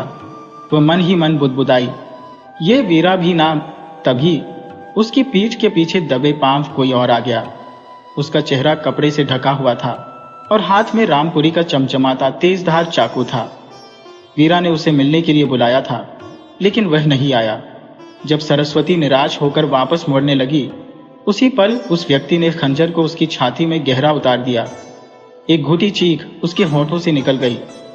वह उस व्यक्ति का चेहरा देख भी नहीं पाई थी कि उसने एक बार फिर चाकू को उसकी देह में घोंप दिया। कुछ ही पलों में वह धराशायी हो गई और खंजर को पानी में फेंककर वह हत्यारा वहां से भाग खड़ा हुआ। कावेरी ने अपना काम पूरा कर दिया था। सरस्वती को सूर्या के हाथों मरवा दिया था, लेकिन उसे यह नहीं पता था कि जो झील के किनारे शादी के जोड़े में मरी पड़ी है, वह सरस्वती नहीं बल्कि मोहिनी थी। मोहिनी ने अपनी सहेली की जान बचाने के लिए अपनी जान की आहुति दे दी थी। उसे कावेरी की योजना का पता चल चुका था कि उसने पैसे देकर सरस्वती को मरवाने की साजिश रची थी। वह पत्र भी कावेरी की चाल का हिस्सा था, ताकि सरस्वती अपने वीरा से मिलने के लिए झील पर पहुंचे और सूर्या उसे मार डाले। सरस्वती जब झील की ओर जा रही थी, मोहिनी ने बीच रास्ते में उसे रोक लिया और उसे खतरे की चेतावनी दी। सरस्वती ने अविश्वास से कहा, मेरी जान को खतरा? कौन मुझे मारना चाहेगा? तब मोहिनी ने उसे बताया कि कावेरी ने धोखे से उसे बुलाया है, उसे मारने के लिए। सरस्वती को अपनी बहन की इस घिनौनी साजिश पर यकीन नहीं हो रहा था। तभी कुछ गुंडों की गाड़ी वहां आती दिखी। अपनी दोस्त को बचाने के लिए मोहिनी ने सरस्वती को एक पुराने घर में छिपा दिया और दरवाजा बंद कर दिया। फिर उसने गुंडों का ध्यान भटकाने के लिए खुद उनकी ओर भागना शुरू किया। मोहिनी ने भी लाल रंग के कपड़े पहने थे, जिससे सूर्या को वह सरस्वती ही लगी और उसने उसे ही मार डाला। उधर जिस पुराने घर में सरस्वती को बंद किया गया था, वह सालों से बंद पड़ा था। उस घर की कैद में सरस्वती एक कोने में बैठी अपने आंसुओं के बीच अपने वीरा का इंतजार कर रही थी। उसे अभी भी एक अदृश्य आशा थी कि उसका वीरा उसे बचाने के लिए अवश्य आएगा, परंतु वह नहीं आया। उसकी प्रतीक्षा में दिन एक के बाद एक गुजरते चले गए। हर रात, यहाँ तक कि आधी रात में भी वह अपनी मधुर किंतु वेदनापूर्ण आवाज में वही गीत गुनगुनाती रहती, तेरे संग प्यार में नहीं तोड़ना। जैसे उसका गीत उस खोए हुए प्रेम को पुकार रहा हो। उसके मन में हर क्षण वीरा की यादें तैरती रहती। एक दिन जब वीरा ने वही गीत सुना तो ऐसा लगा जैसे उसकी आत्मा किसी पिछले जन्म की ओर लौट रही हो। कहानी अचानक 25 वर्ष पीछे चली गई। जैसे जैसे उसने घटनाओं को बयान किया, वैसा ही वीरा के मस्तिष्क में अतीत की धुंधली स्मृतियां पुनः जीवंत हो उठी। उन उत्तरों की खोज में वह आगे बढ़ता चला गया, जो उसे इस जन्म और पिछले जन्म के वीरा से जोड़ रहे थे। हाँ, इस जन्म का वीर वही है जो उस जन्म का वीरा था, और जो उसके सामने खड़ी है वह कोई और नहीं बल्कि उसकी सरस्वती है, मास्टर जी की बेटी माया, जिसने उसे पाने के लिए उसकी प्रेमिका संध्या को मारने की साजिश रची थी। कोई और नहीं बल्कि सरस्वती की बहन कावेरी निकली। और मोहिनी, जो सरस्वती को बचाने के लिए अपनी जान दे बैठी, वह और कोई नहीं, संध्या थी। एक दिन जब सरस्वती उसके सामने विवाह की पोशाक में खड़ी थी, उसकी खुशी का ठिकाना न रहा। उसने उसे गले से लगा लिया, लेकिन जैसे ही उसके पास पहुंचा, उसका शरीर पारदर्शी हो गया। वह एक आत्मा थी। उसी दिन लंबा गूंगा चादर ओढ़े कावेरी विवाह मंडप में बैठी थी। वहां बैठे सभी लोग जानते थे कि वह सरस्वती नहीं बल्कि कावेरी है।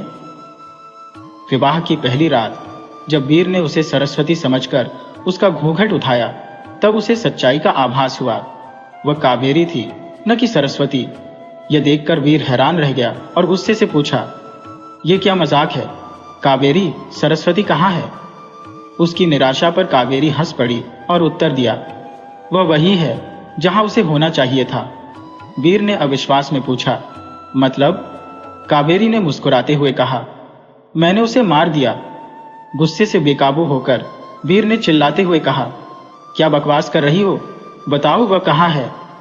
कावेरी ने भी उसी अंदाज में जवाब दिया, मैंने उसे मार दिया, लेकिन अगर तुम्हें यकीन नहीं होता तो जाओ, झील के किनारे देख लो उसकी लाश। उसके यह कहते ही वह जोर जोर से हंसने लगी। उस क्षण वीर का गुस्सा चरम पर पहुंच गया और उसने कावेरी का गला घोंट दिया। कुछ ही पलों में कावेरी तड़पते हुए मर गई। वीरा जब सरस्वती की खोज में झील के किनारे पहुंचा तो उसकी दूरदर्शी दृष्टि को वहां उसकी लाश दिखाई दी। जैसे ही वह पास गया और उसकी निर्जीव काया को देखा, वह द्रवित हो उठा। लेकिन जब उसने चेहरा देखा तो यह सरस्वती नहीं बल्कि मोहिनी थी, जो अपनी सहेली को बचाने के लिए यह प्राणों की बलि चढ़ाने आई थी। वीरा ने देखा कि उसकी सांसें अब भी धड़क रही थी। उसे बचाना अनिवार्य था, क्योंकि शायद मोहिनी ही जानती थी कि इस समय सरस्वती कहाँ है। वीरा ने उसे अपनी बाहों में उठाया और बेतहाशा गांव की ओर दौड़ पड़ा। लेकिन तभी अचानक किसी ने पीछे से वीरा के सिर पर वार किया और वह भी मोहिनी के साथ वहीं गिर पड़ा। हमलावर उन्हें जान से मारकर चले गए। इन घटनाओं के बाद गांव में वीर और उसके परिवार की बदनामी होने लगी। लोग मानने लगे कि ठाकुर साहब की बड़ी बेटी कावेरी की हत्या कर वीर अपनी प्रेमिका मोहिनी के साथ भाग गया। कुछ समय बाद हमारी लाशें गांव के बाहर विवाह के वस्त्रों में मिली और कुछ ऋषि मुनियों ने विधिवत हमारा अंतिम संस्कार कर दिया। सरस्वती की आत्मा तब से पुराने घर में बसी रही और कुछ ही दिनों बाद गांव में रहस्यमयी मौतें होने लगी। लोगों ने समझा कि इन मौतों का कारण वही घर था और इसलिए उन्होंने एक तांत्रिक को बुलाया। जिसने अपने मंत्रों से उस घर के दरवाजों को बंद कर दिया ताकि कोई आत्मा बाहर न निकल सके। सरस्वती ने आगे बताया, मोहिनी, जिसे तुम संध्या कहते हो, अभी भी जीवित है। वह पिछले 7 वर्षों से संजीवनी अस्पताल में तुम्हारा इंतजार कर रही है। उस रात भवानी, जिसे तुमने दोस्त समझा था, वास्तव में कावेरी के कहने पर संध्या को मारने आया था। उसने जानबूझकर संध्या के सिर पर वार किया था ताकि वह मर जाए और तुम माया की हो जाओ, लेकिन संध्या उस समय जिंदा थी। बाद में भवानी ने तुम पर भी हमला किया और माया ने उसे वही मार डाला। माया ही तुम्हें अस्पताल लेकर गई थी। वीरा यह सब सुनकर हड़बड़ा गया। तभी उसका फोन बजा। माया का कॉल था। माया की आवाज में हंसी थी। हेलो वीर, मुझे पता चल गया है कि संध्या जिंदा है। और वह कहाँ है? संजीवनी हॉस्पिटल, रूम नंबर 7। तुम आ रहे हो या उसे जान से मार दो। वीर घबराहट में संध्या को बचाने के लिए तुरंत हॉस्पिटल की ओर भागा। सरस्वती ने कहा, वीर, मैं संध्या को कुछ नहीं होने दूंगी। लेकिन वीर ने बिना सुने ही बाइक स्टार्ट की और हॉस्पिटल की ओर निकल पड़ा। रास्ते में उसका फोन फिर से बजने लगा, लेकिन वह कॉल को नजरअंदाज करता रहा। 2-3 बार रिंग होने के बाद उसने बाइक साइड में रोक कर देखा कि यह फिर से माया का नंबर था। वीरेन ने जब मोबाइल कान से लगाया तो माया की ठंडी हंसी ने उसके रोंगटे खड़े कर दी। उसने तीखे शब्दों में कहा, वीरेन, क्या तुम अपनी संध्या को बचाना चाहते हो? उसकी आवाज सुनते ही वीरेन का दिल जोर से धड़कने लगा और वह बुरी तरह घबरा गया। वह माया के आगे गिड़गिड़ाने लगा, माया, जो भी तुम चाहोगी मैं वही करूंगा, सिर्फ संध्या को कुछ मत करना। माया की आवाज में धमकी थी। तो मेरी बात ध्यान से सुन लो, चुपचाप पहाड़ी वाले मंदिर पर आ जाओ। वीरेन ने हड़बड़ाते हुए पूछा, मंदिर क्यों? माया ने चुटकी लेते हुए कहा, अरे राजा, तुमसे शादी करनी है ना। वीर जानता था कि यह लड़की उसे पाने के लिए किसी भी हद तक जा सकती है, लेकिन इस वक्त उसके पास संध्या को बचाने के लिए माया के साथ शादी करने के अलावा कोई और रास्ता नहीं था। उसने कहा, ठीक है, संध्या को कुछ मत करना, मैं आ रहा हूं। वीरेन ने तुरंत अपनी सबसे भरोसेमंद दोस्त हार्दिक को फोन किया और उससे कहा, तुरंत संजीवनी हॉस्पिटल जाओ। दूसरी ओर संजीवनी हॉस्पिटल को माया के गुंडों ने पूरी तरह घेर लिया था। हॉस्पिटल की दूसरी मंजिल पर रूम नंबर 7 में संध्या बेहोश पड़ी थी। माया ने अपने आदमियों को आदेश दिया था कि जैसे ही उसकी और वीरेन की शादी होगी, संध्या को जान से मार देना। हॉस्पिटल में स्टाफ, पेशेंट्स और उनके परिजन सभी एक कमरे में बंद थे, भय और आतंक से कांपते हुए। रूम नंबर 7 में डॉक्टर तिवारी, नर्स अरोमा और 5 खतरनाक गुंडे थे जिनके हाथों में मशीन अग्नि थी। कुछ देर बाद हार्दिक वहां पहुंचा, लेकिन जैसे ही वह अंदर जाने की कोशिश कर रहा था, पीछे से किसी ने उसके सिर पर बंदूक तान दी। हार्दिक ने घबराते हुए हाथ उठाए और पीछे मुड़कर देखा तो सामने नकाबपोश खड़ा था। वह गरजते हुए बोला, तू कौन है और यहाँ क्या कर रहा है? हार्दिक ने ठंडे स्वर में कहा, मेरा नाम हार्दिक है और मैं 7 नंबर वाली पेशेंट संध्या का भाई हूँ। वह गुंडा हार्दिक की कॉलर पकड़कर उसे रूम नंबर 7 में ले गया और वहां खड़े बाकी गुंडों से कहा, यह लड़का संध्या का भाई है, मिलने आया है? एक गुंडे ने हंसते हुए कहा, मिलने आया है? मिलने दो ना, वैसे भी आज उसकी बहन मरने वाली है। हार्दिक संध्या के बेड के पास बैठ गया और उसकी कोमा में पड़ी निष्क्रिय काया को देखा। उसने संध्या का हाथ अपने हाथ में लिया और बोला, चिंता मत करो, मैं यहां हूं, तुम्हें कुछ नहीं होने दूंगा। हार्दिक संध्या को नहीं जानता था, लेकिन वीर के कहने पर वह यहां आ गया था। संध्या की हालत ऐसी थी कि मानो वह एक गहरी नींद में थी, जिस नींद से लौटना शायद अब उसके बस में नहीं था। तभी हॉस्पिटल के गहरे सन्नाटे को चीरती हुई किसी की सुरीली आवाज पूरे हॉस्पिटल में गूंजने लगी। कमरे में उपस्थित सारे गुंडे उस आवाज से चौंक गए। बाहर पहरा दे रहे बाकी गुंडे भी आवाज सुनकर अंदर आ गए। एक गुंडे ने कहा, ये क्या हो रहा है? ये गाना कौन गा रहा है? तभी अचानक बेड पर गहरी नींद में सोई हुई संध्या की आंखें खुली। उसकी आंखों का रंग बदलकर पूरी तरह श्वेत हो गया और उसका शरीर झटके से उठा। संध्या एकाएक उठकर बेड पर बैठ गई। उसके बिखरे बाल मानो किसी अदृश्य हवा से झूल रहे हो और उसकी आंखें एकदम से श्वेत हो गईं। जैसे किसी दुष्ट आत्मा ने उसके शरीर को अपना बंदी बना लिया हो। उसने थोड़ी देर के लिए अपनी गर्दन झुका ली और खामोशी से उसी मुद्रा में बैठी रही। हार्दिक ने उसकी ओर बढ़ने की कोशिश की, लेकिन डॉक्टर तिवारी ने उसे रोक लिया। डॉक्टर तिवारी, जो सामान्यतः भूत प्रेत पर विश्वास नहीं करते थे, इस दृश्य को देखकर समझ गए कि संध्या के शरीर पर इस समय कोई शैतानी ताकत का कब्जा था। कमरे में मौजूद डॉक्टर, नर्स अरोमा और हार्दिक सभी इस भयावह दृश्य से स्तब्ध थे। हार्दिक ने धीरे धीरे संध्या के पास खड़े होकर अपनी नजरें डॉक्टर और नर्स पर डाली। नर्स अरोमा उसके चेहरे के इस डरावने हाव भाव से चीख पड़ी। हार्दिक ने डॉक्टर को दरवाजे की ओर इशारा किया, मानो बचने का एकमात्र रास्ता वहां से भाग निकलने में हो। डॉक्टर तिवारी ने तुरंत हार्दिक का संकेत समझा और दरवाजे की ओर दौड़ पड़े।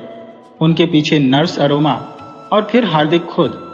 उनके पीछे गुंडों का हुजूम भी भाग रहा था, लेकिन जैसे ही वे तीनों रूम नंबर 7 से बाहर निकले, दरवाजा अपने आप अंदर से बंद हो गया और सभी गुंडे कमरे के भीतर फंस गए। कुछ ही क्षणों बाद कमरे के भीतर से डरावनी चीखें सुनाई दी। फिर एकाएक सब कुछ शांत हो गया। डॉक्टर तिवारी और नर्स ने हार्दिक के साथ मिलकर दरवाजा खोला। अंदर का नजारा भयानक था।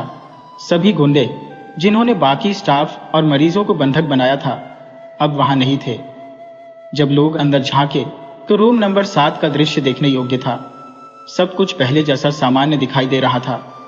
संध्या अपने बेड पर सोई हुई थी, जैसे कुछ हुआ ही ना हो, और 8 गुंडे एकाएक गायब हो चुके थे। ये कैसे संभव था? सभी अवाक थे, भी अवाक। कमरे में ऐसा कुछ जरूर हुआ था जो मानव समझ से परे था। एक अदृश्य अलौकिक शक्ति का खेल। उसी समय शहर से दूर पहाड़ी पर देवों के देव महादेव का पुराना मंदिर स्थित था, जिसे स्थानीय लोग पहाड़ी वाले बाबा के नाम से जानते थे। उसी मंदिर में माया और वीर की शादी हो रही थी। केवल एक अंतिम फेरा बाकी था। तभी हार्दिक का फोन आया। वीर ने माया की ओर देखा और कहा, मुझे 1 मिनट बात करनी है, मेरे दोस्त का फोन है। माया ने उसकी बात को अनसुना कर आसानी से कह दिया, जाओ बात कर लो। उसे विश्वास था कि अब तक हॉस्पिटल में उसके भेजे गुंडों ने संध्या को खत्म कर दिया होगा। वीर जैसे ही मंदिर के बाहर आया और मोबाइल कान से लगाया, उसने घबराते हुए हार्दिक से पूछा, तू कहाँ है? संध्या तो ठीक है ना? हार्दिक ने शांत स्वर में कहा, रिलैक्स, भाभी बिल्कुल ठीक है, उसे कुछ नहीं हुआ है। हार्दिक की यह बात सुनकर वीर को थोड़ी राहत मिली। फिर हार्दिक ने विस्तार से बताया कि हॉस्पिटल के रूम नंबर 7 में क्या क्या हुआ। वीर ने कॉल समाप्त करते ही मन एक ठोस निर्णय लिया। अब यह शादी नहीं होगी। उसकी संध्या को अब माया से कोई खतरा नहीं था। वह माया से बोला, माया, अब मैं तुमसे शादी नहीं करूंगा। माया का चेहरा गुस्से से लाल हो गया। उसने गरजते हुए पूछा, क्या कहा तुमने? वीर ने आसमान की ओर देखते हुए जोर से चिल्लाया, हाँ, मैं शादी नहीं करूंगा। माया की आंखों में क्रोध की ज्वाला भड़क उठी और तभी एक तेज हवा का झोंका मंदिर के चारों ओर गूंज उठा। मंदिर के सारे घंटे एक साथ बजने लगे। उनकी आवाज चारों दिशाओं में गूंजने लगी। आसमान में काले बादल घिराए और चारों ओर एक घना अंधकार छा गया। वातावरण अचानक से भयानक और रहस्यमय हो गया, जैसे कि किसी अदृश्य शक्ति ने उस पल को जकड़ लिया हो। यह गीत सुनते ही माया की आत्मा भय के अथाह सागर में डूबने लगी।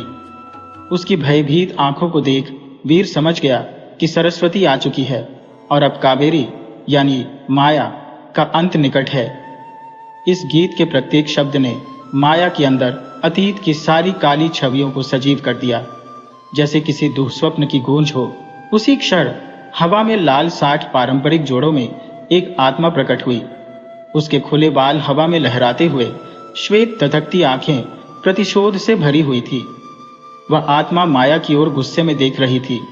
उसकी आंखों से प्रतिशोध की ज्वाला फूट रही थी, मानो वह माया को उसी पल राख कर देगी। यह वही सरस्वती थी जिसे पिछले जन्म में कावेरी यानी माया ने वीर से अलग कर दिया था।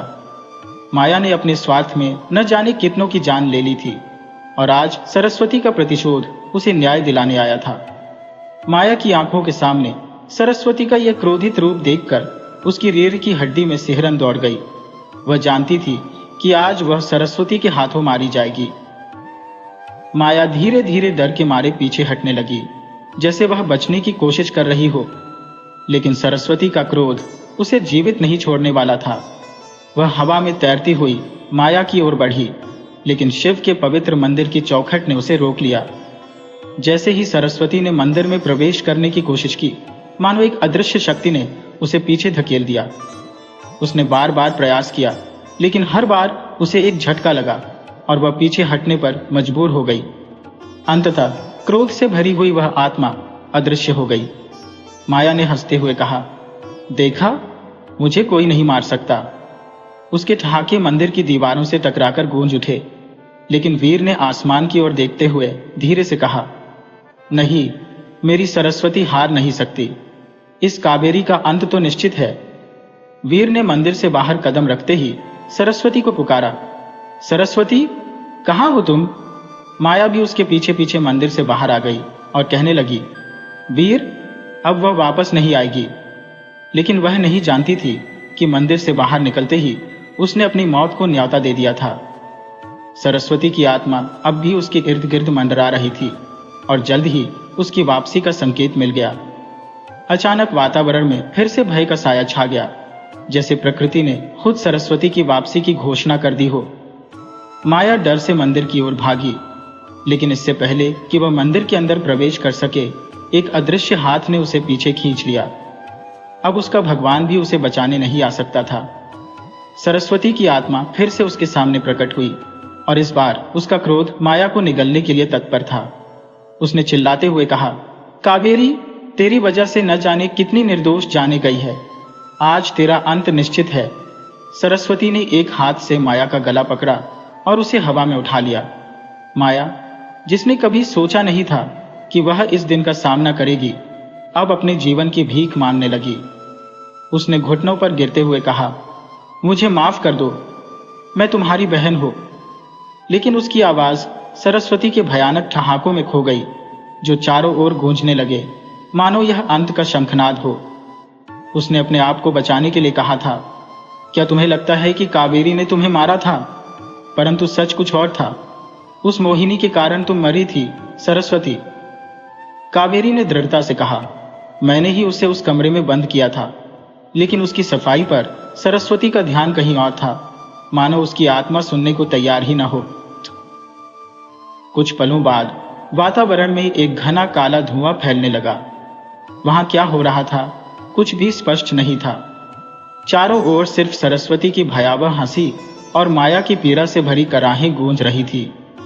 यह सब हवा में तैरते हुए किसी अपशगुन की भांति प्रतिध्वनित हो रहा था। कुछ क्षण बीतते ही जैसे सब सामान्य हो गया। वीर ने जब वहां देखा तो न सरस्वती की आत्मा थी, न माया की उपस्थिति और न ही माया का मृत शरीर। वीर तुरंत अपनी बाइक पर बैठा और संजीवनी अस्पताल की ओर तेजी से भागा।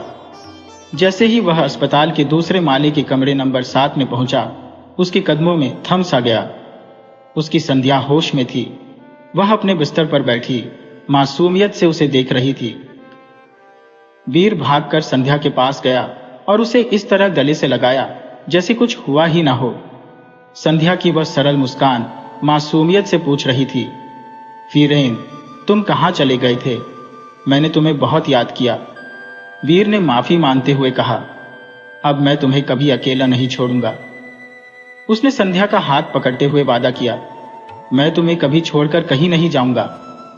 उसने संध्या के माथे पर हल्के से चूमा और कहा, यह मेरा वादा है।